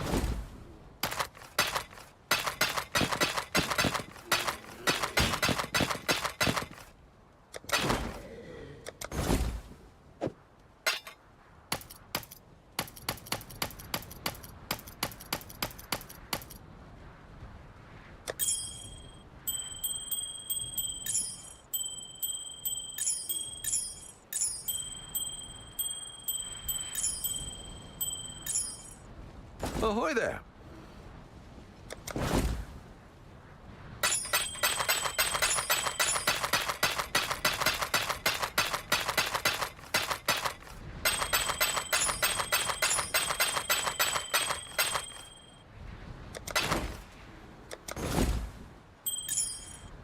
Hello, hello, hello.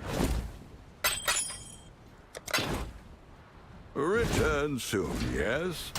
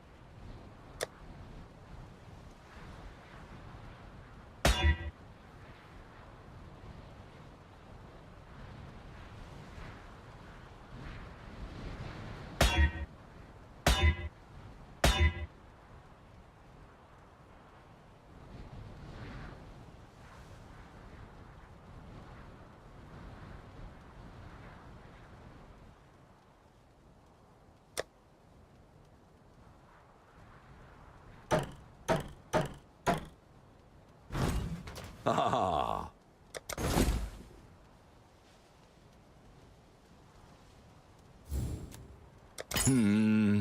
Really?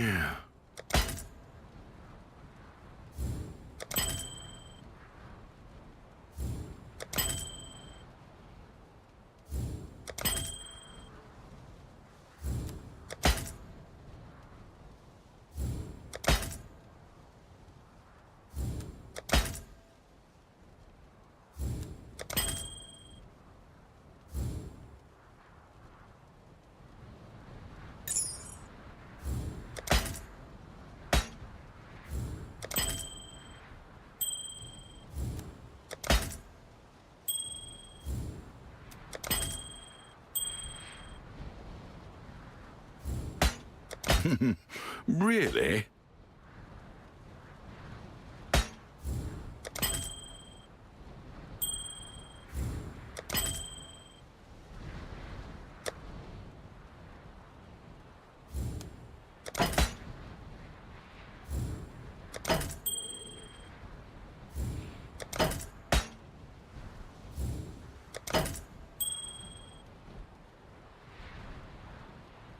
Ah.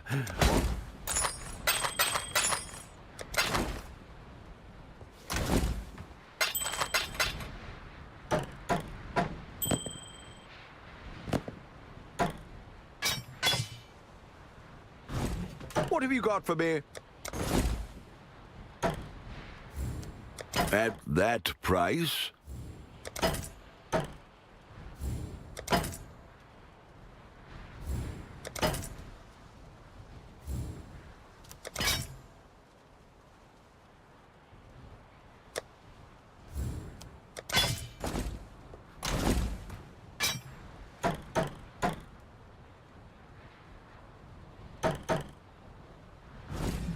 Ah, what are we...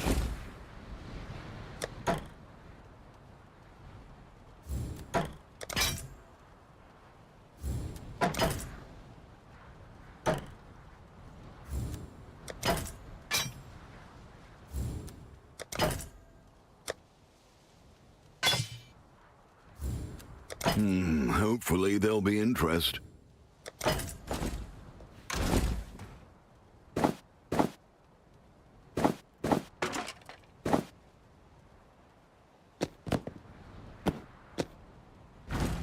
The Mary Lean...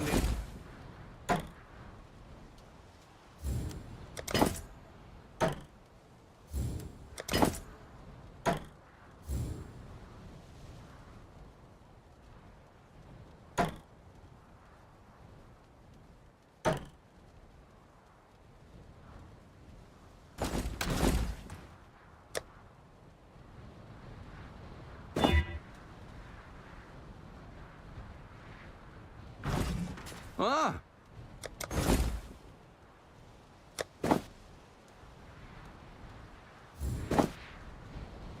I'll let you know.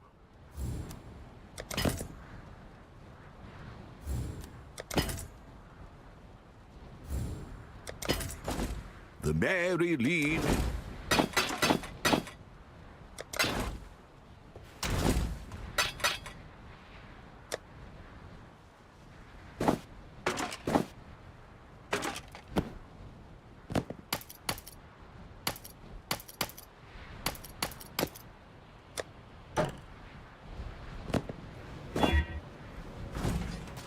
The Mary Lean is...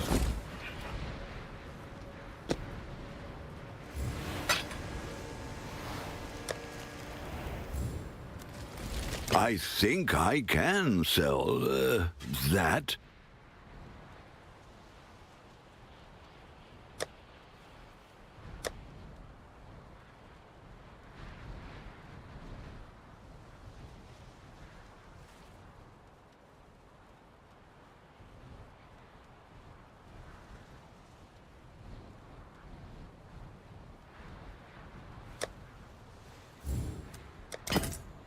What have you got for me?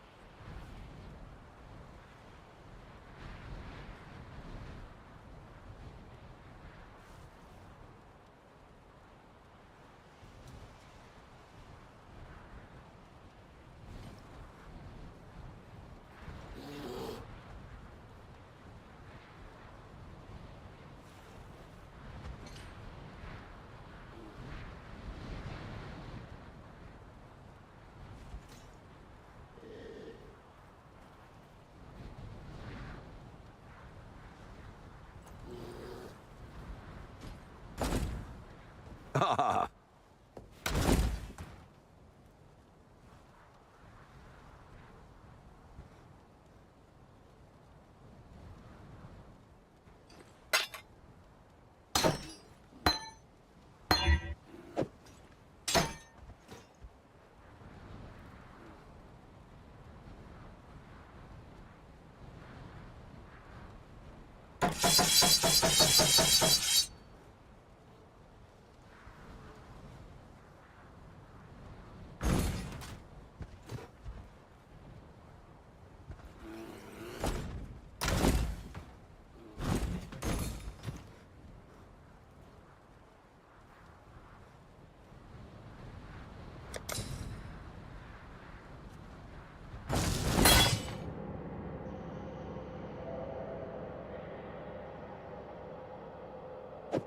I'd consider that a win.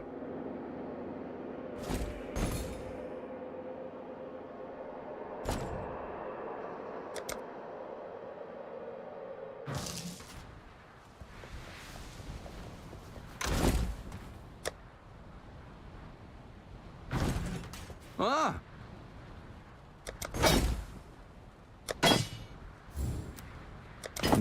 Hopefully there'll be interest.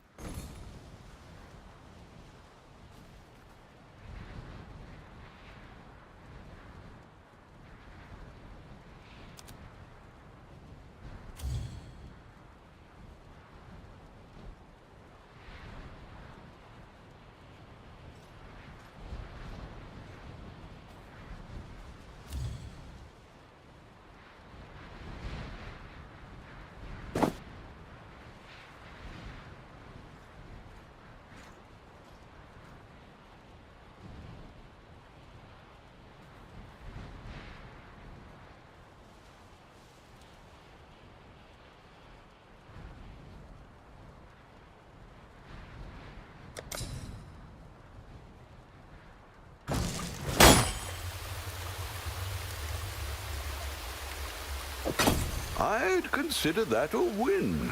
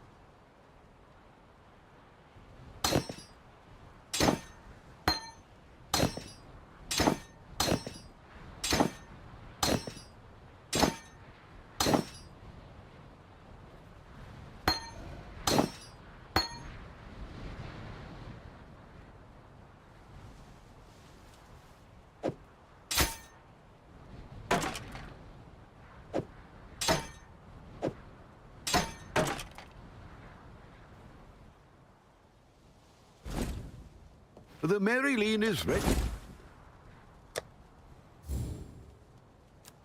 I'll let you know.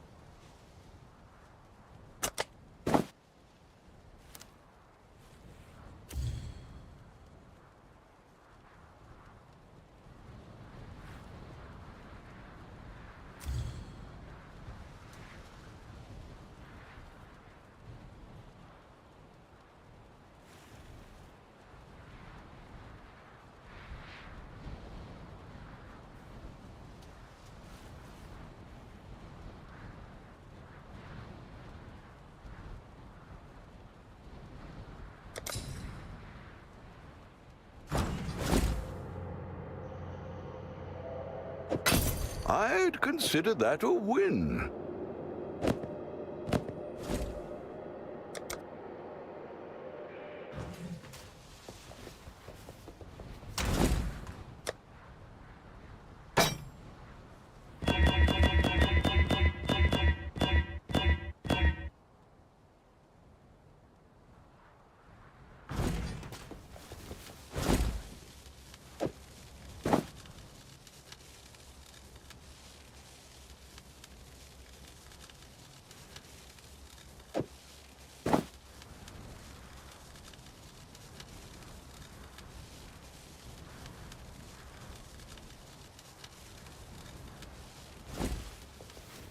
Oh.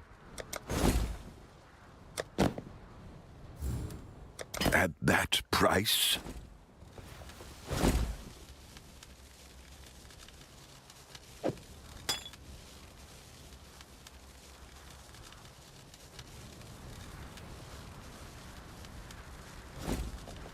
What are we shipping today?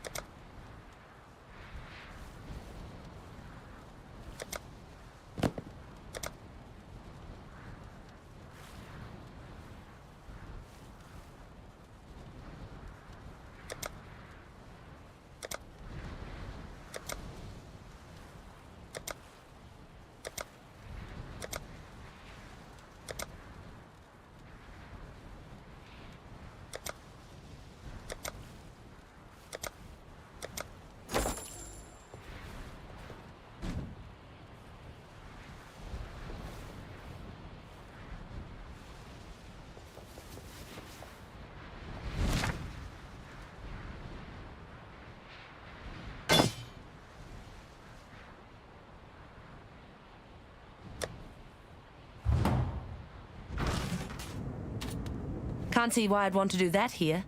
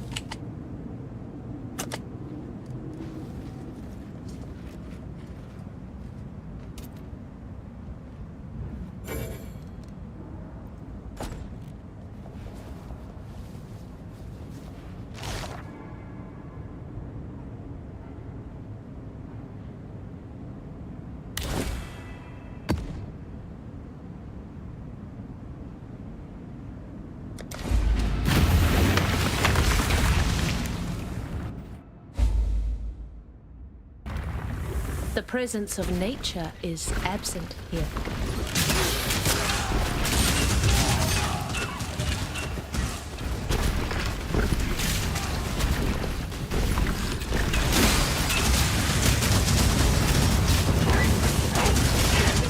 Beauty will grow from your remains.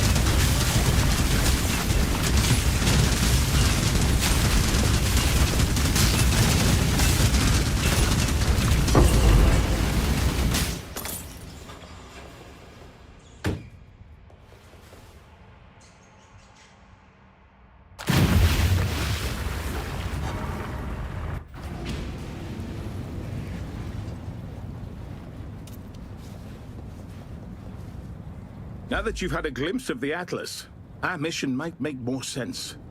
There's a whole uncharted realm out there, countless regions just like the one you explored, full of strange creatures and ancient threats. Nobody knows exactly what the Atlas is, but I can tell you my personal experience: danger, death, and loss. We've been doing our best to explore its deeper reaches, but too many good men have died. We're out of our depth. That's why we need you. Keep exploring the Atlas. Look for anything we can use to defend Rayclast. Believe me, we're going to need it against the coming darkness.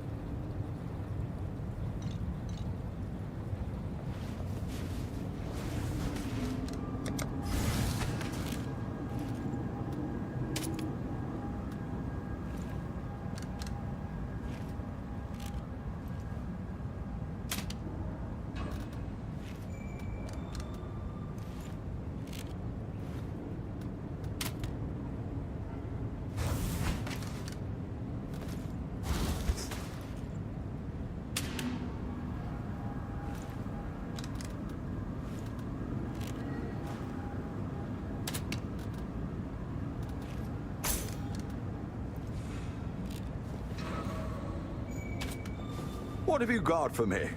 Decisions must be made. Freedom comes to those who...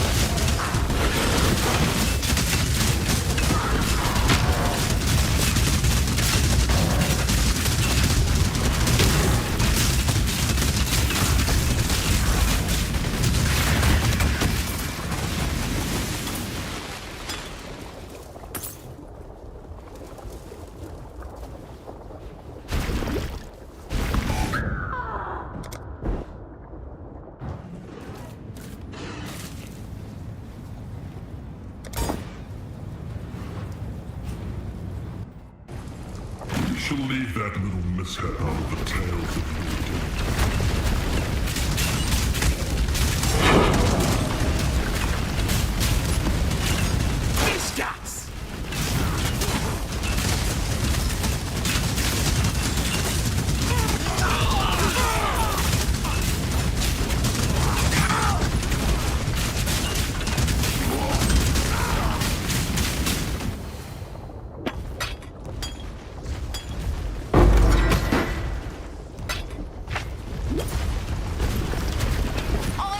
of the militia.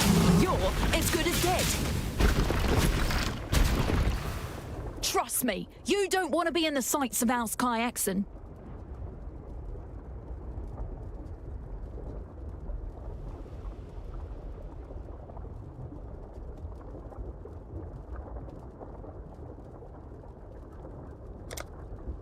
No Kyaxon, no Trarthan of any kind.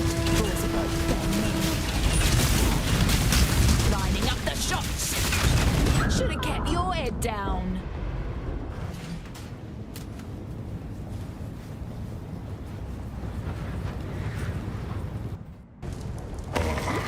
You have not yet earned your place in death.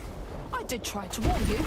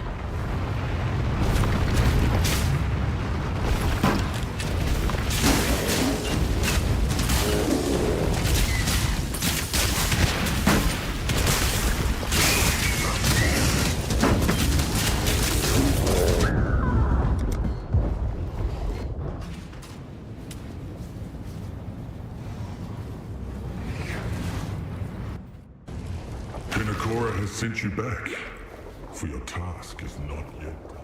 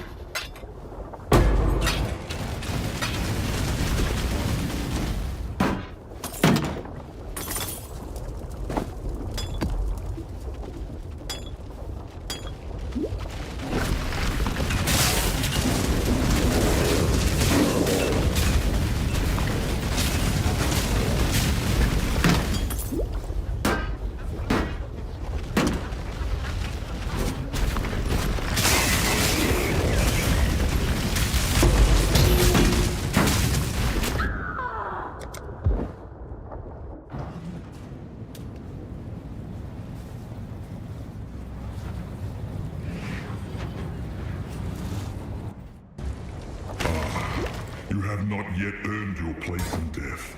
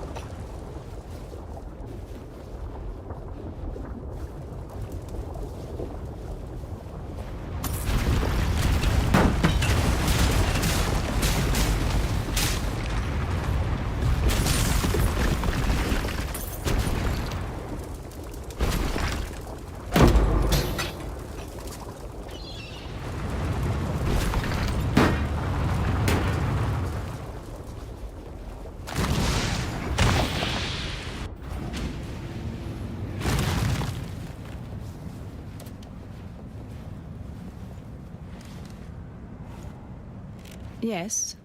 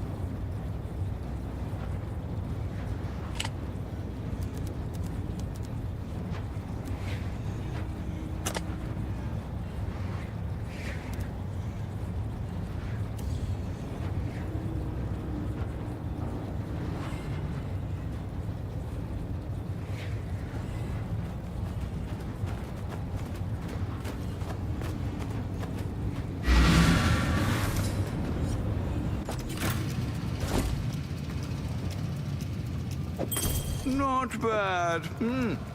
Not bad at all.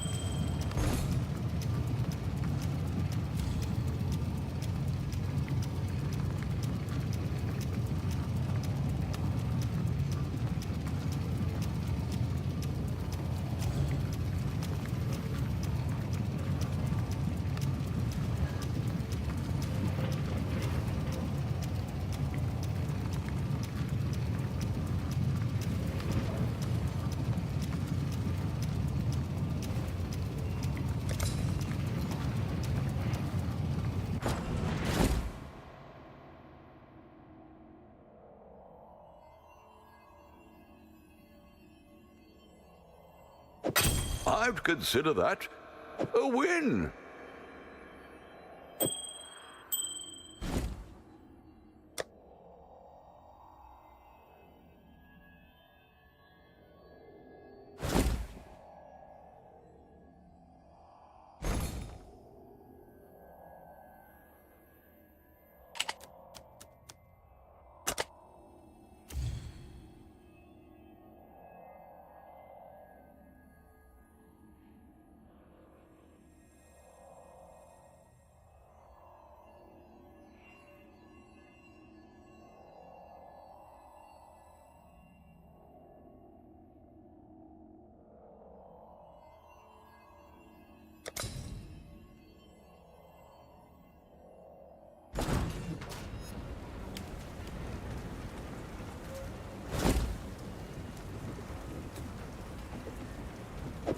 Could do worse, Exile.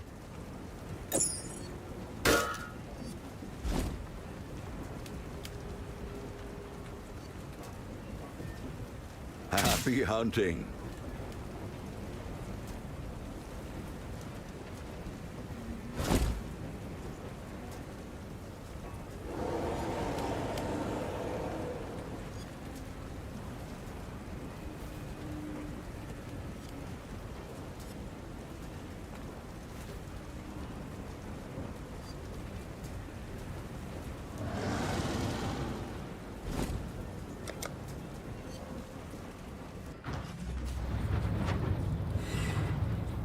Greetings. Business, business, business.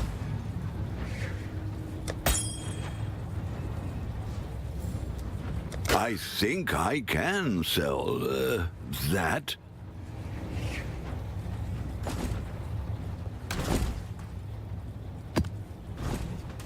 Oh.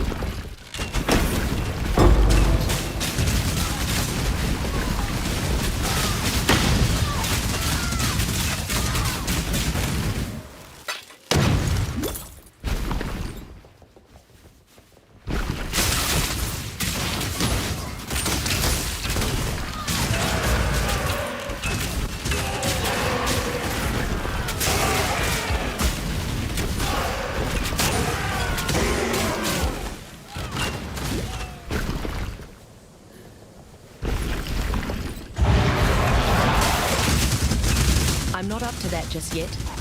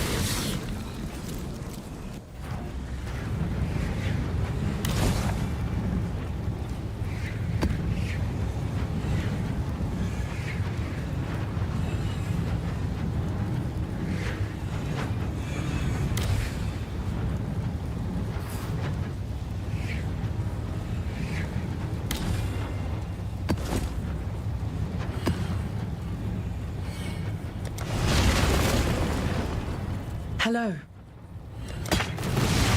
warrior.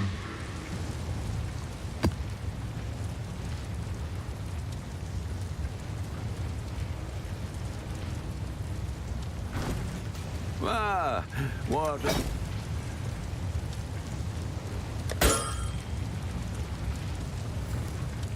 I'll let you know.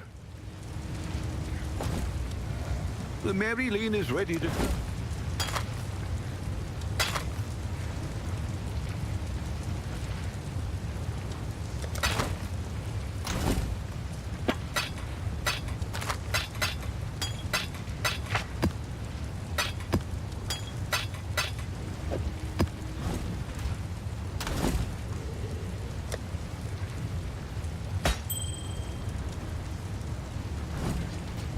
Ahoy there!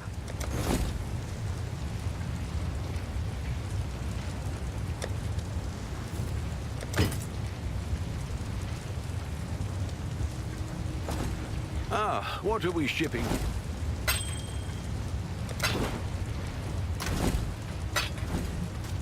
A good weapon is a warrior's only friend.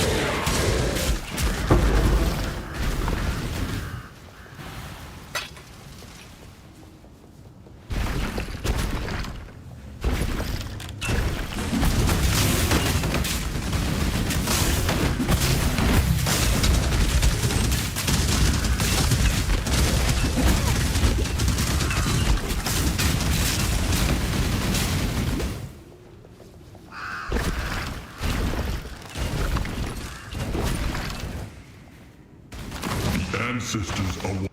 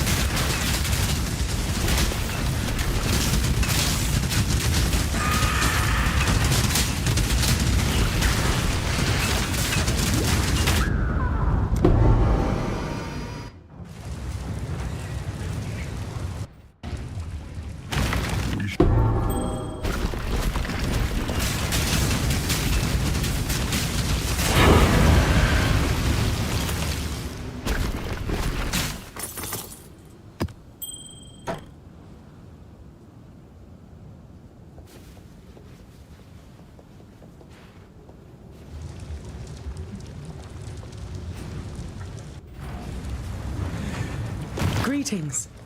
Journey well. Hail the Makuru. Really?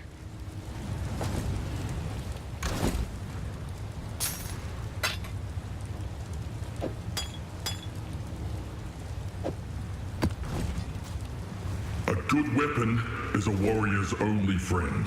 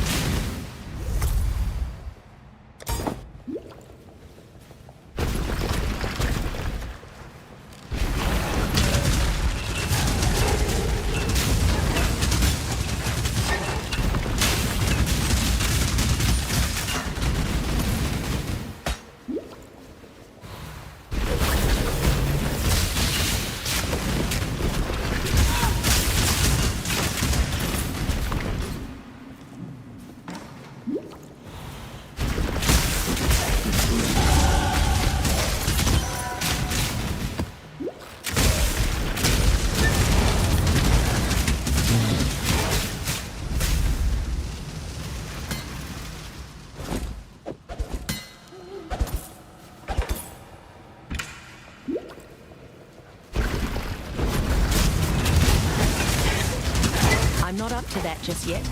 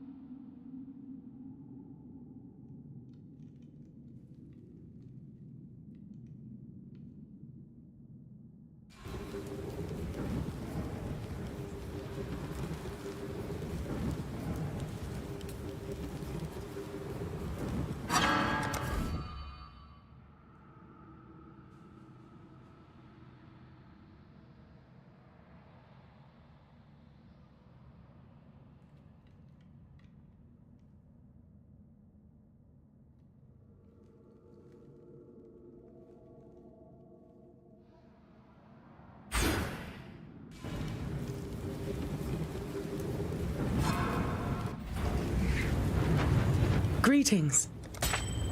Till next time, shall... Business, business.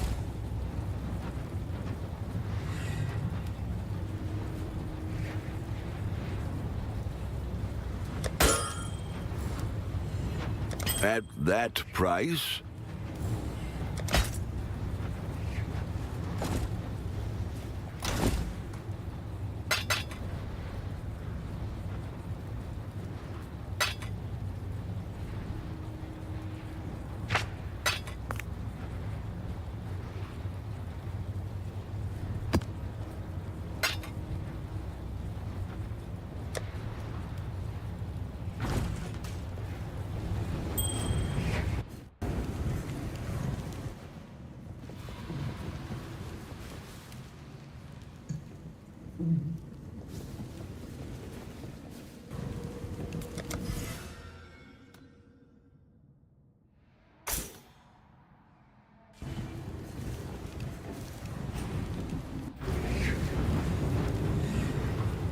Godslayer.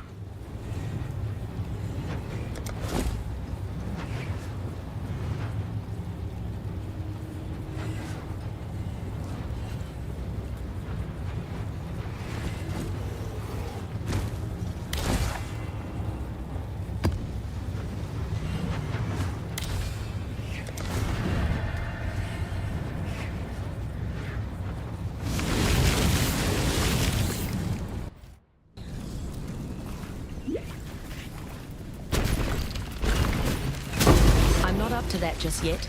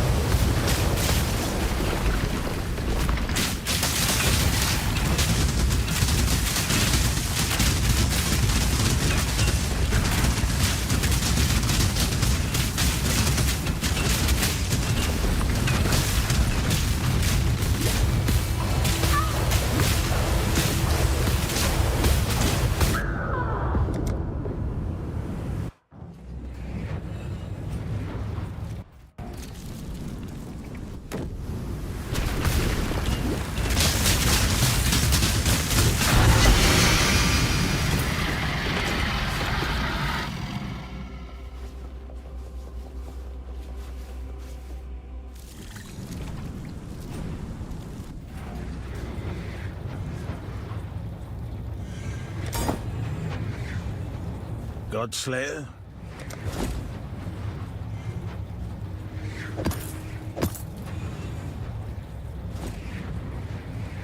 Hello.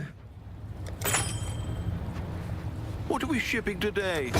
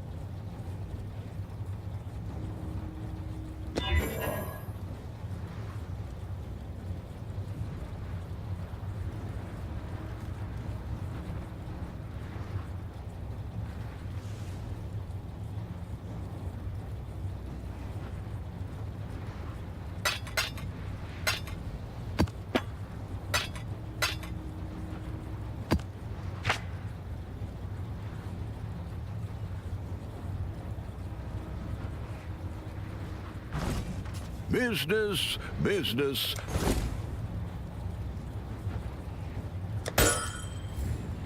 I'll let you know.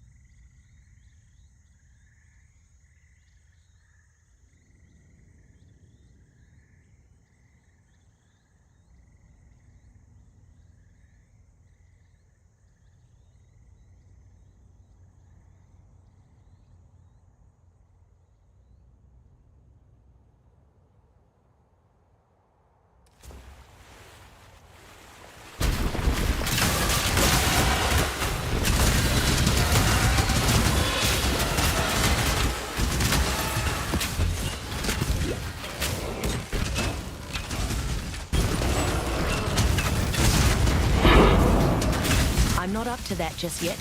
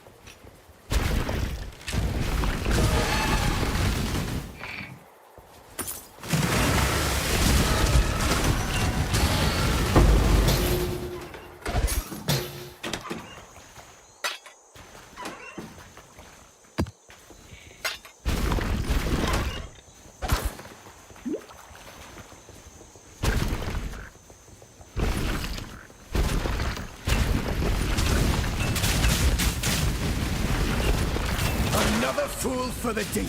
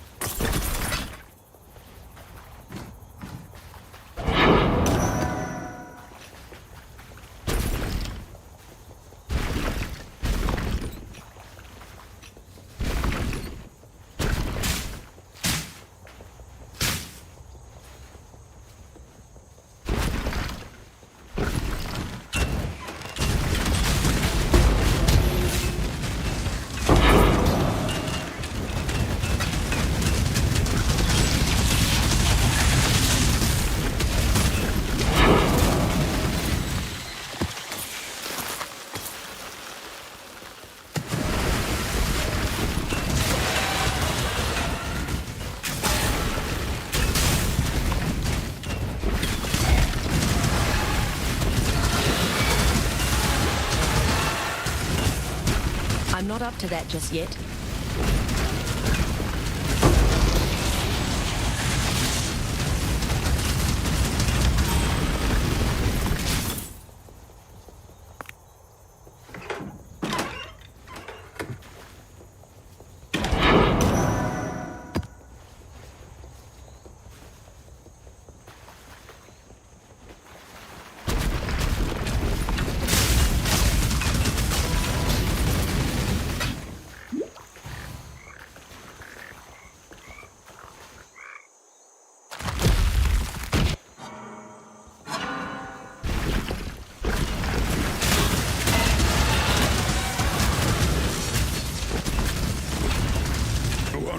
Hit me, little piggy.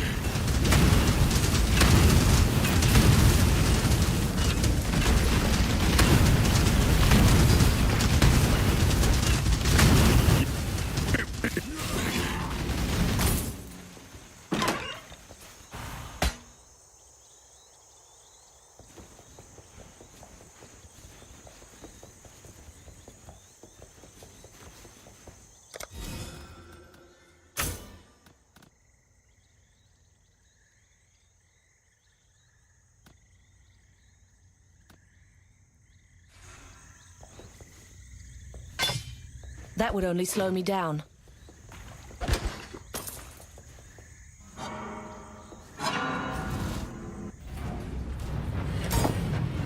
Godslayer. Hello.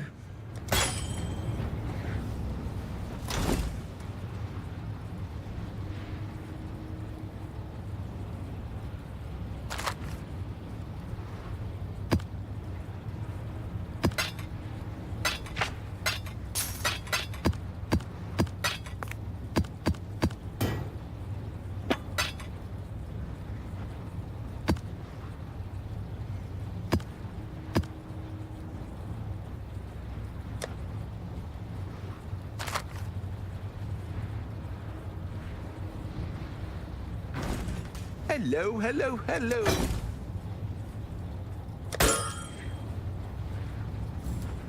I'll let you know.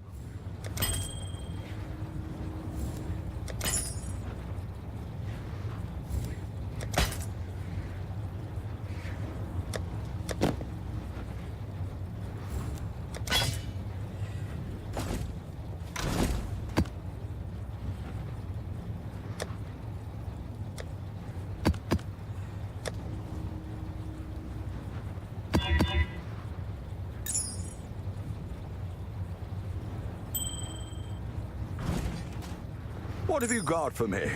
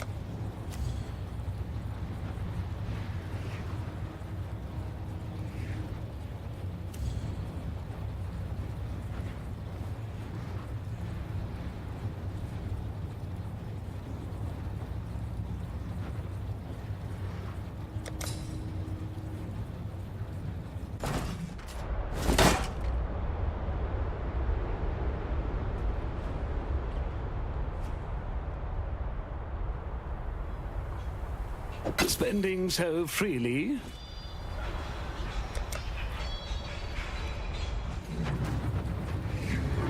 Greetings.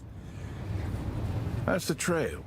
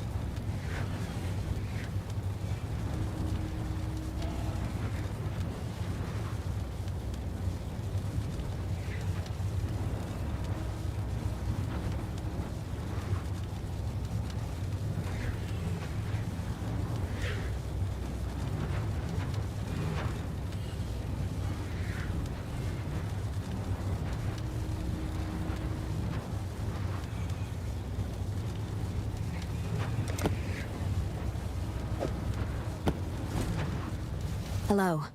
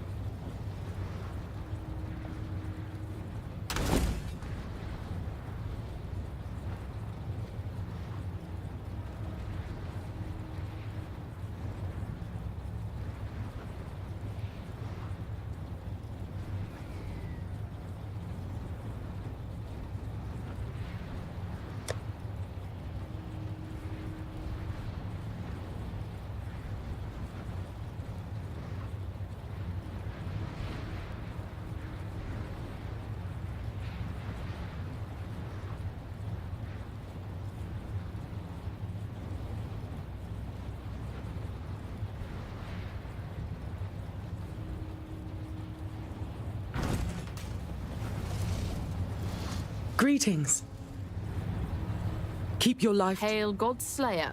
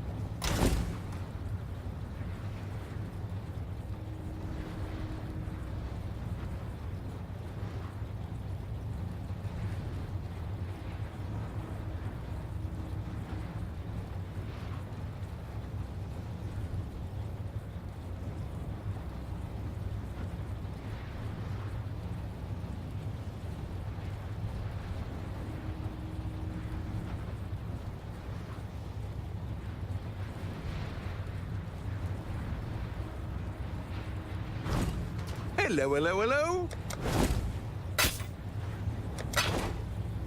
Return soon, yes? Hello. Farewell. Hail, Godslayer.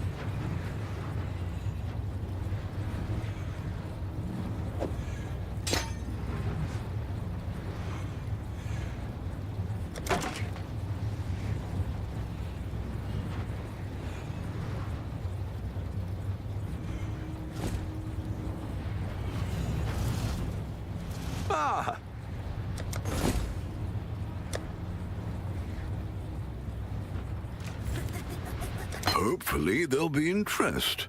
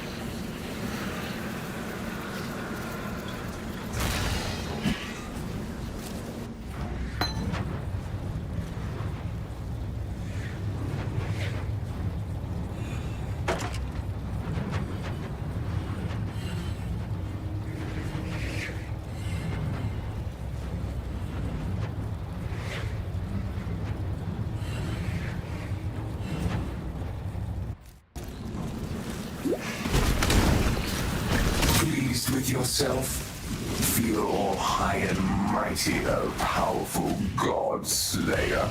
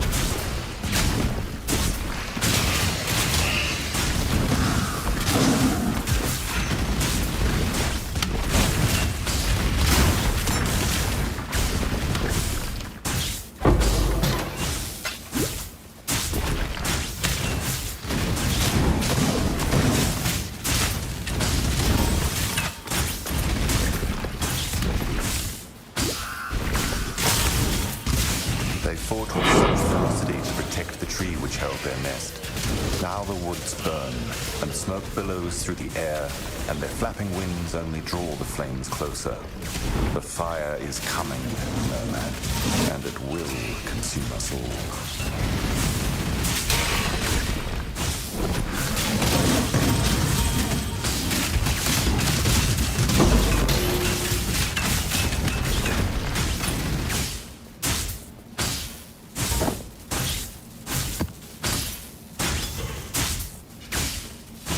Good tidings, Nomad.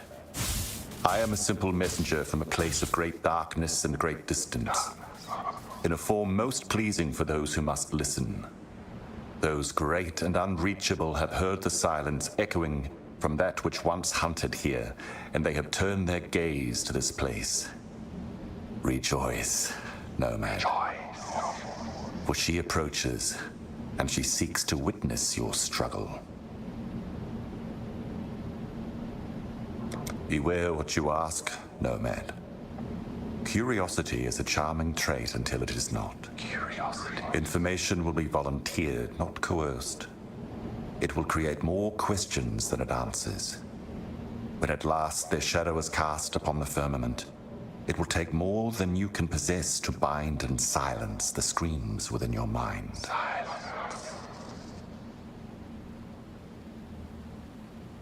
It lurched across these places with a hunger insatiable.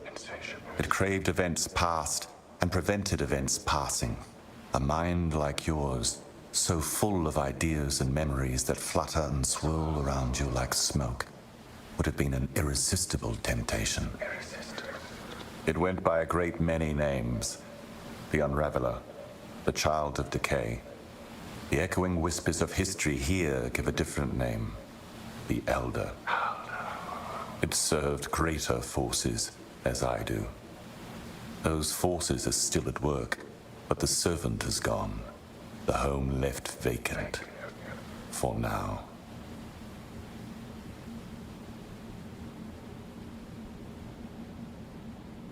Farewell.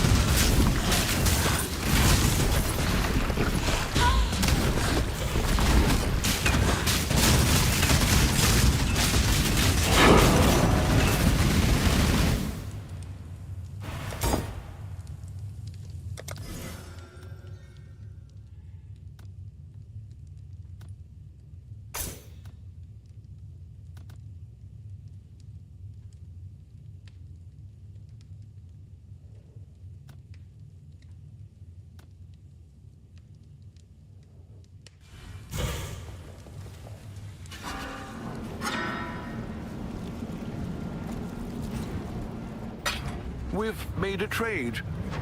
Greetings. Salah. What are we shipping today?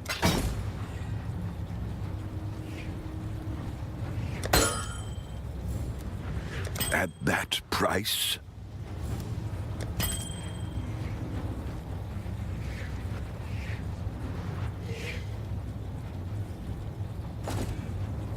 Hello, hello, hello.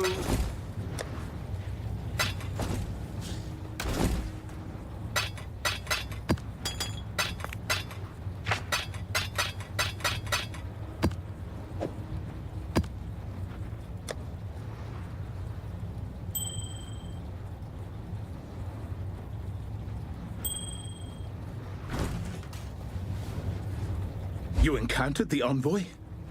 This is exactly what I was hoping for.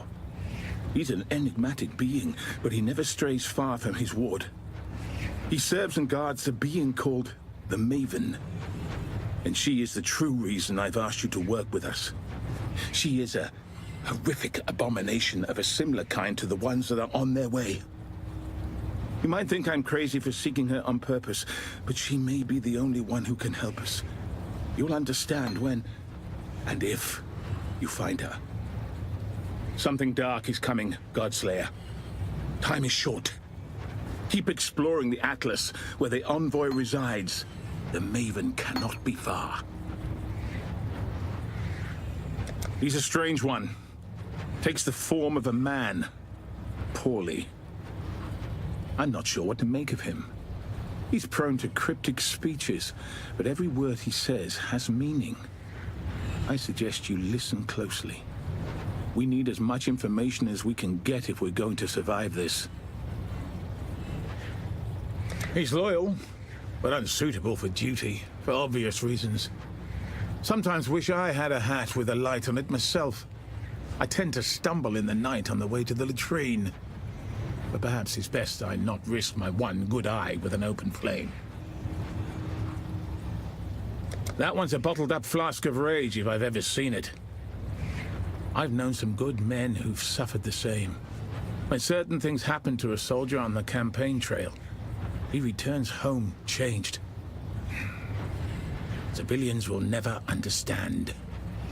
Let her work through her pain and revenge before we ask her to help us with the Conquerors. Never trusted a blackguard in my life, reformed or not. Never have, never will. That bastard Gravicius and his psychotic disciple Chimera. But I suppose I shouldn't blame Helena for that. Just rankles me that he's still got my eye. Being a tracker myself, I'm no stranger to the hunt, but him, he embodies the hunt, and nothing else. I tried to ask for his aid in chasing down the Conquerors, but it was impossible to get a straight answer out of him.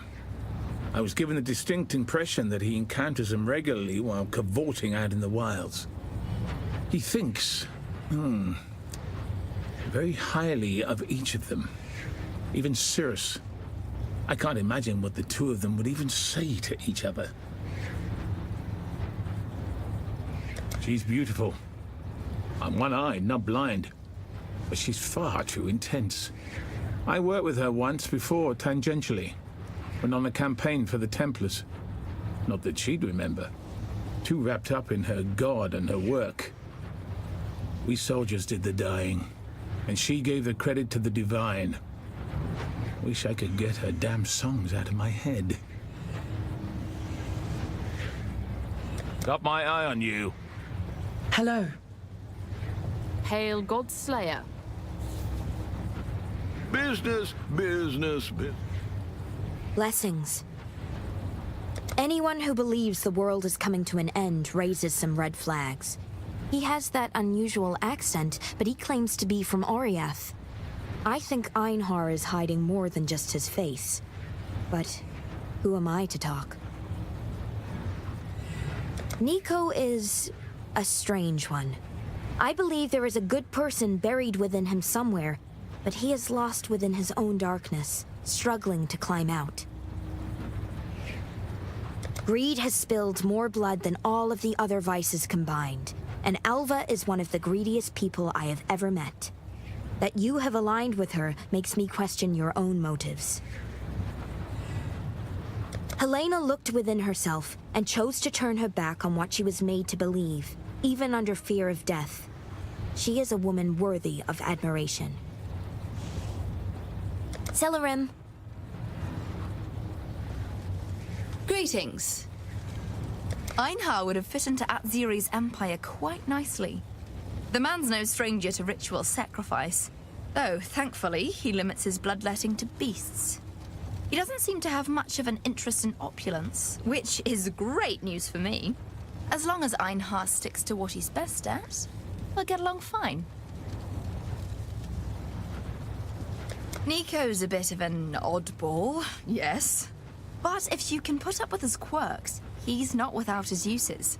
The mine he so passionately guards is simply filled to the brim with glittering goodies. I've been trying to cozy up to him in the hopes that when he hits the mother lode, I'll be right there next to him. I'm trying to stay on Jun's good side. She's not aggressive or anything, not to me anyway. But I've seen her polishing daggers, staring off into the distance. That's a look I recognize from my days around some less than reputable treasure hunters. A killer's look. She's out for someone's blood.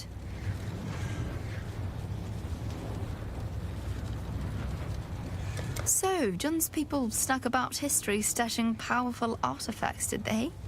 Do you happen to know if any such artifacts were stashed in the Temple of Atzoatl at any point? No? Ah, fine. Just a thought. Goodbye.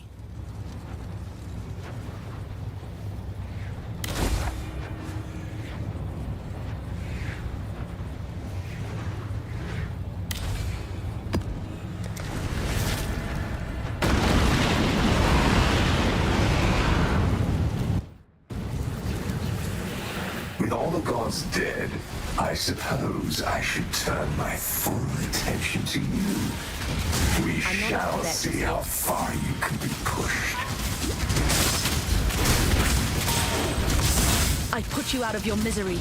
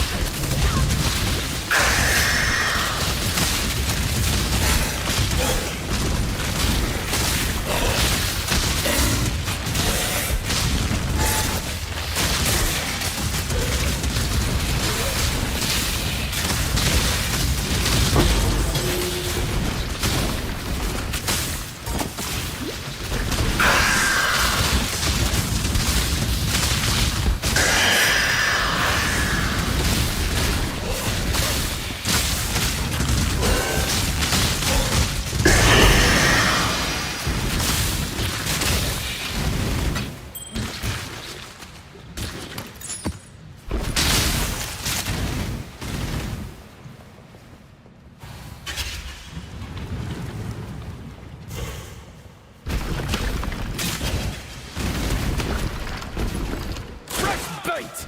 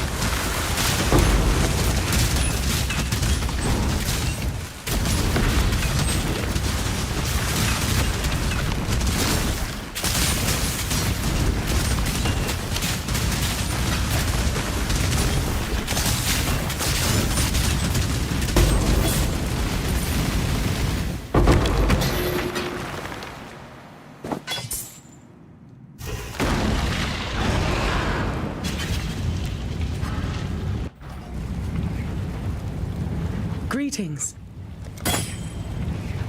Business.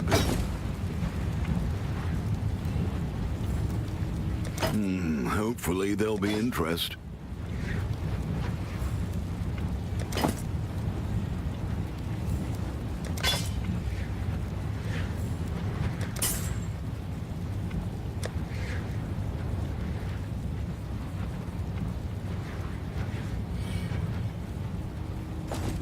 The very lean.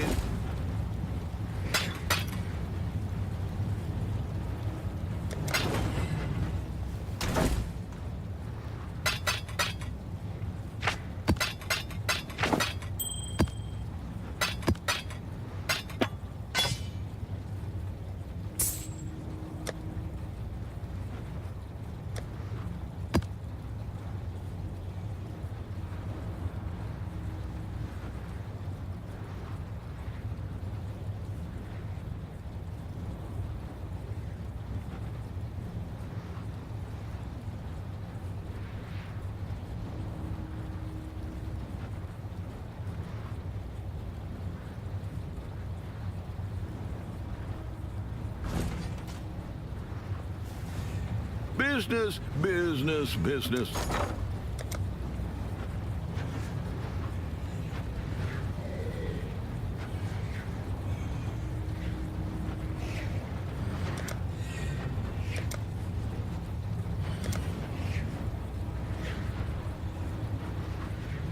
I'll put the word out.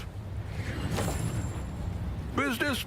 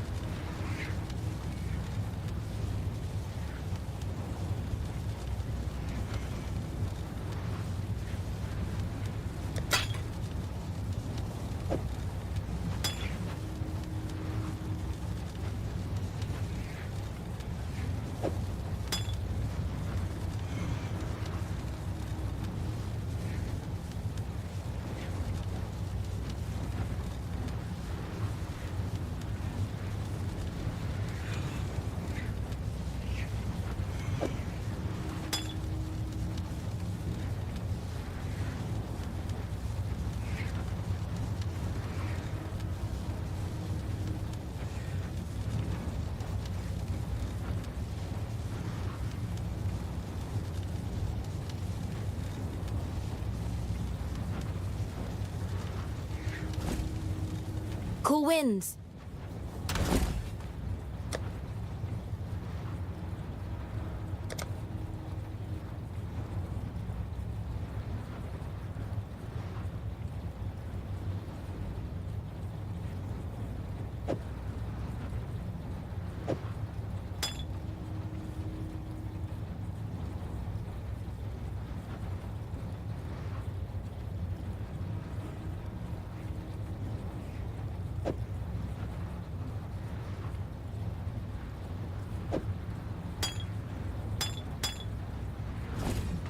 Business, business.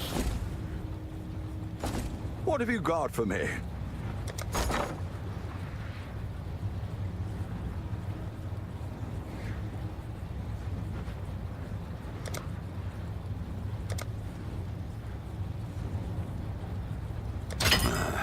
I should raise my fees.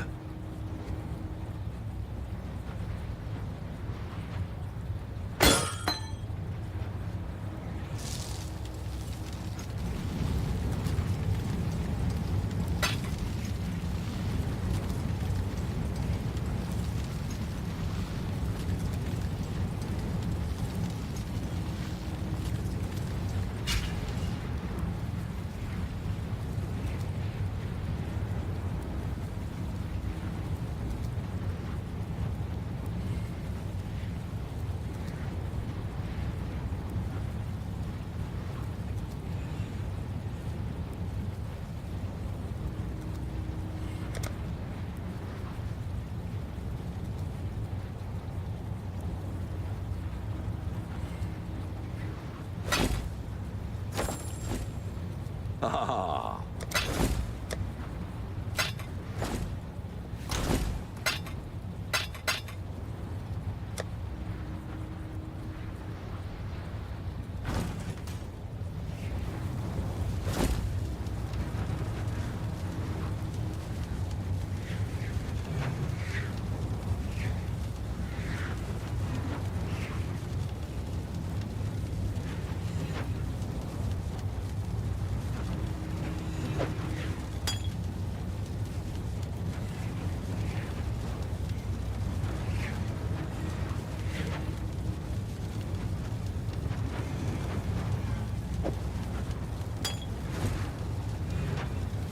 What have you got for me?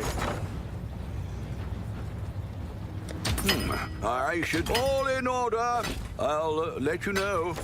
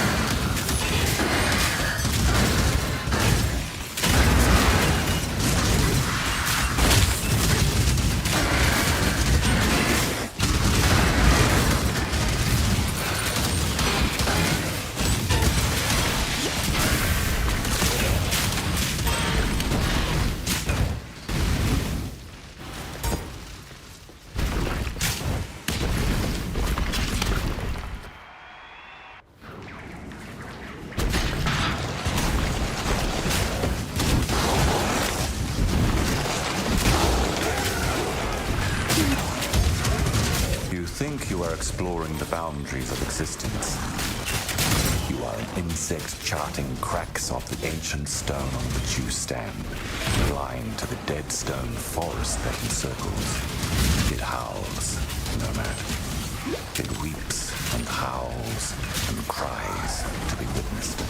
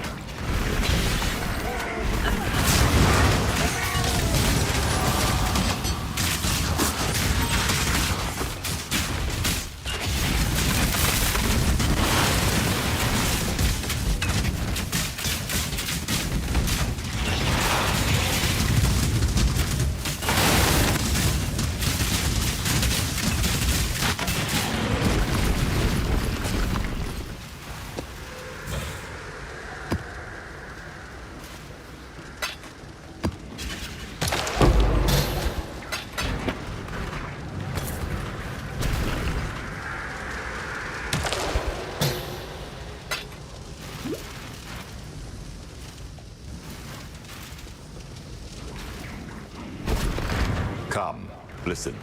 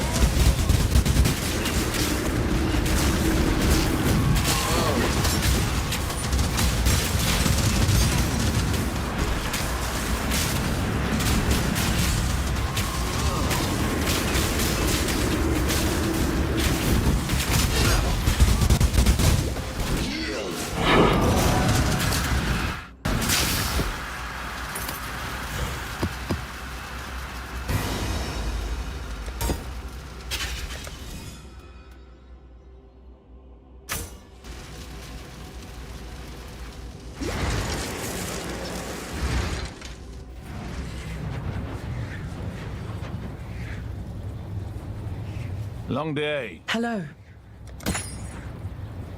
Oh.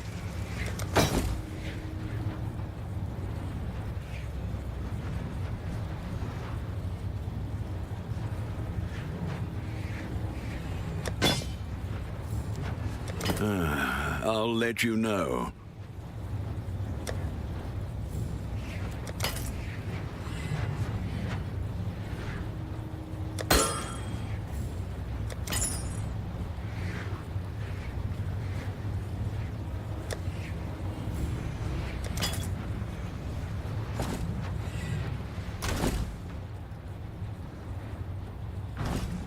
What are we shipping today?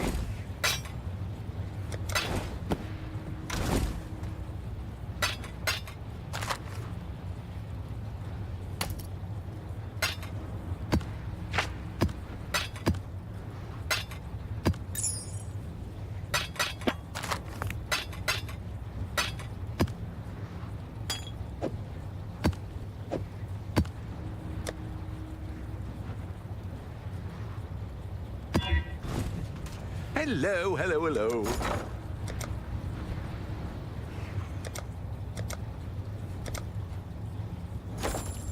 What are we shipping today?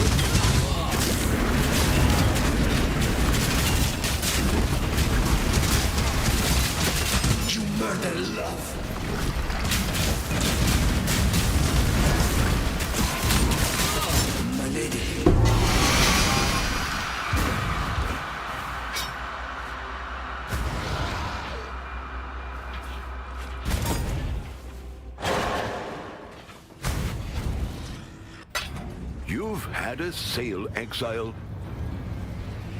What have you got for me?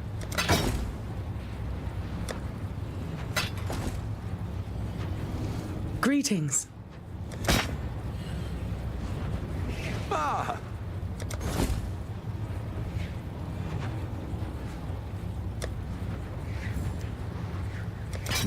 Hopefully there'll be interest.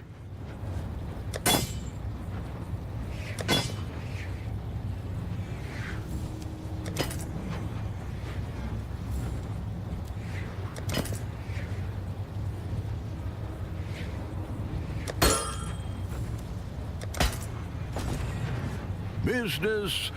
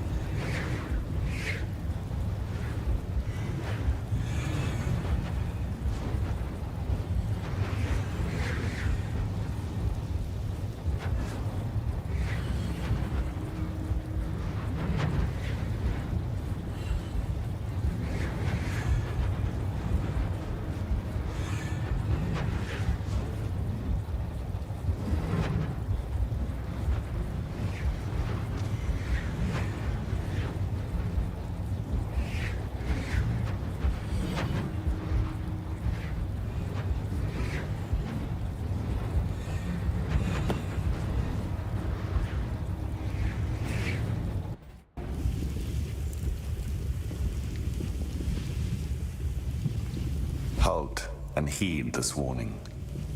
The Maven has come, Nomad. She has come to witness you struggle. She has come to witness you conquer. She has come to ensure you are adequately challenged and that, should you falter, your death does not go unsavored.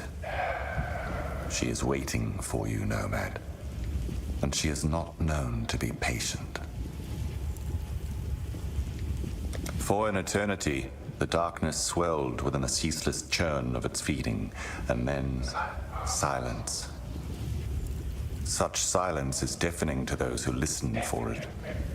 The abyss cast its gaze upon its source, the first lurching movement of boundaries drawn long before the dawn. A claimant has arrived. You may know who. You wish to know why. The Maven seeks new conflict. Bored she is with the realm she has given. She is not the only one. The silence is deafening to all. You fear the Maven. You fear she is the Elder, returned and emboldened. She is, and she is not. The Maven serves not the decay. She serves only her own amusement, passing eternity with an endless string of meaningless struggles. She is not the Elder, but you are right to fear her. Do not disappoint her.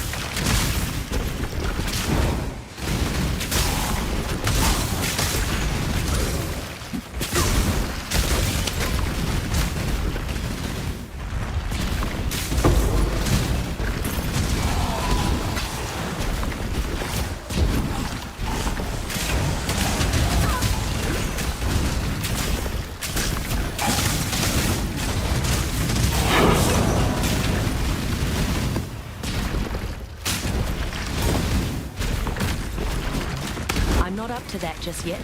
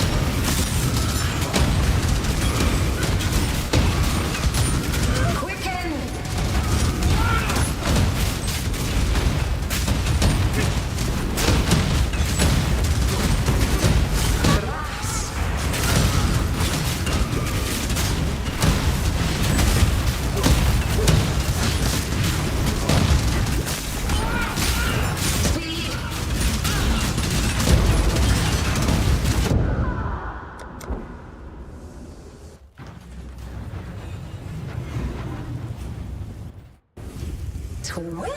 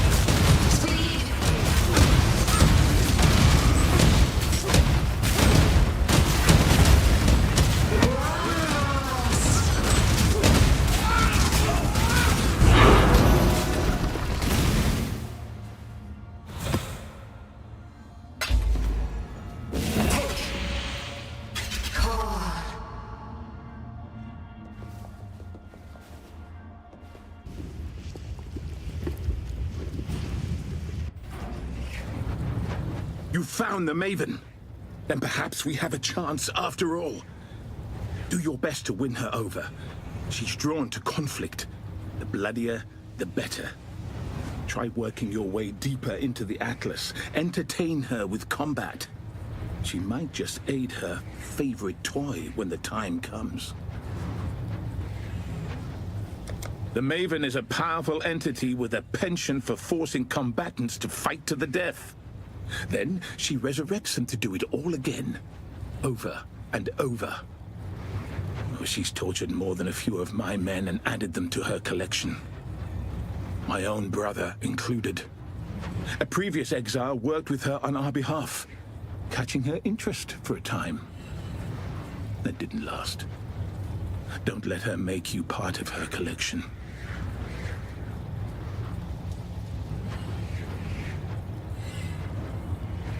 My brother, Baron, was one of the Elder Slayers. I'm immensely proud of him for that. But the toll of that victory was too high. It cost him his sanity. In my first campaign in the Atlas, I worked with an exile who was forced to slay him. It couldn't have ended any other way. I thought that would be the end of it. But the Maven collected Baron and keeps resurrecting him for her sick games. When all this is through, there will be a reckoning with that creature. Mark my words. They were not the first to find the Atlas, but they may have been the most impactful. They worked to seal away an entity called the Elder that dominated that realm.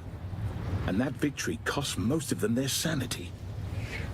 Not long after, I worked with Zana and a powerful exile to defeat the mad Elder Slayers, who by then fancied themselves conquerors.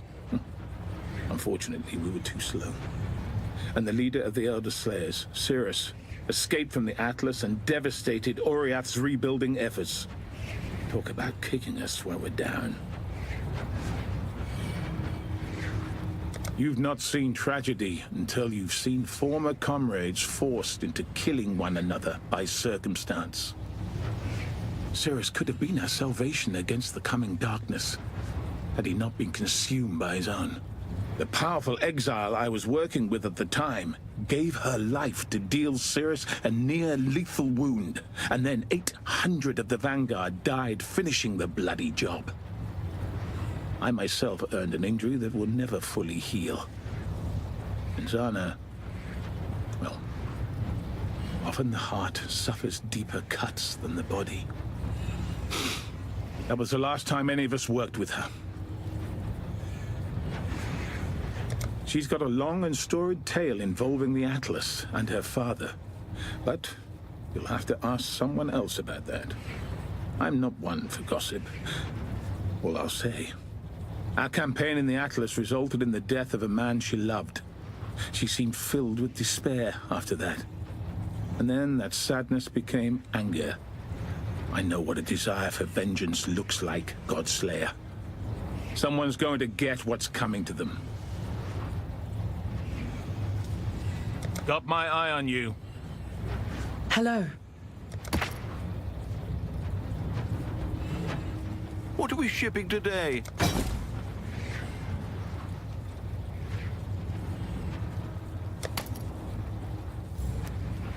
At that price?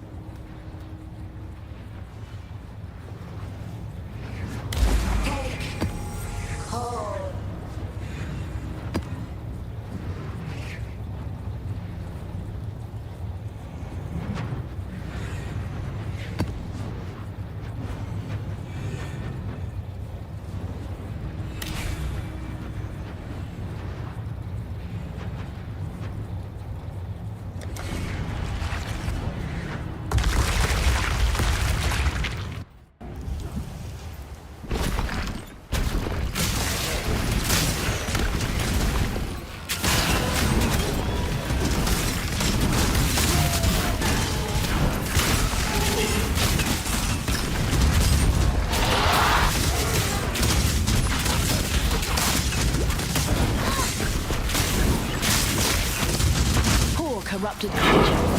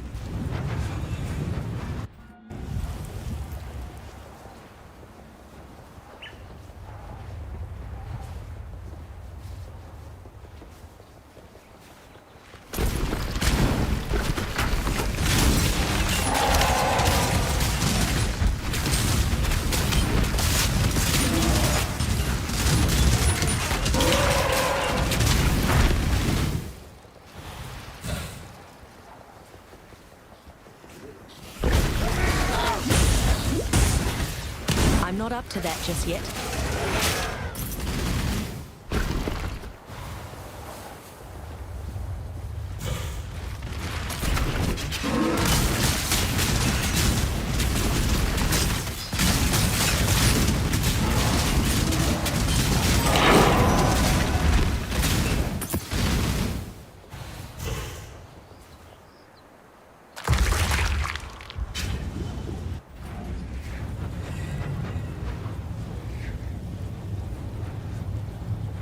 Hello. Hello, hello, hello.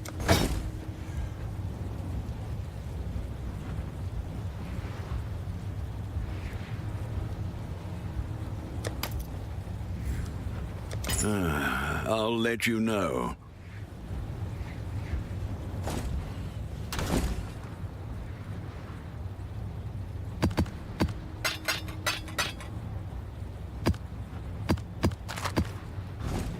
Business, business.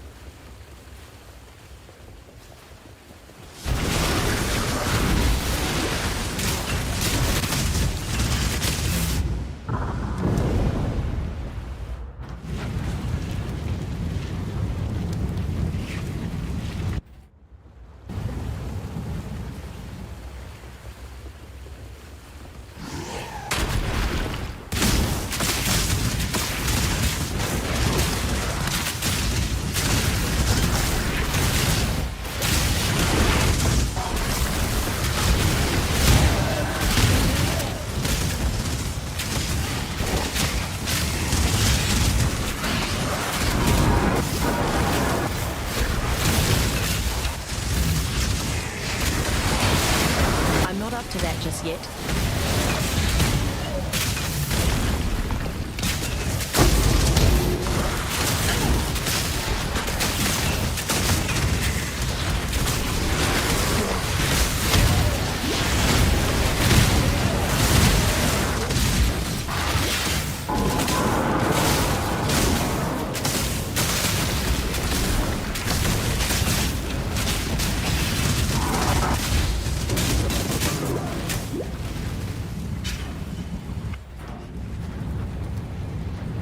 Hello.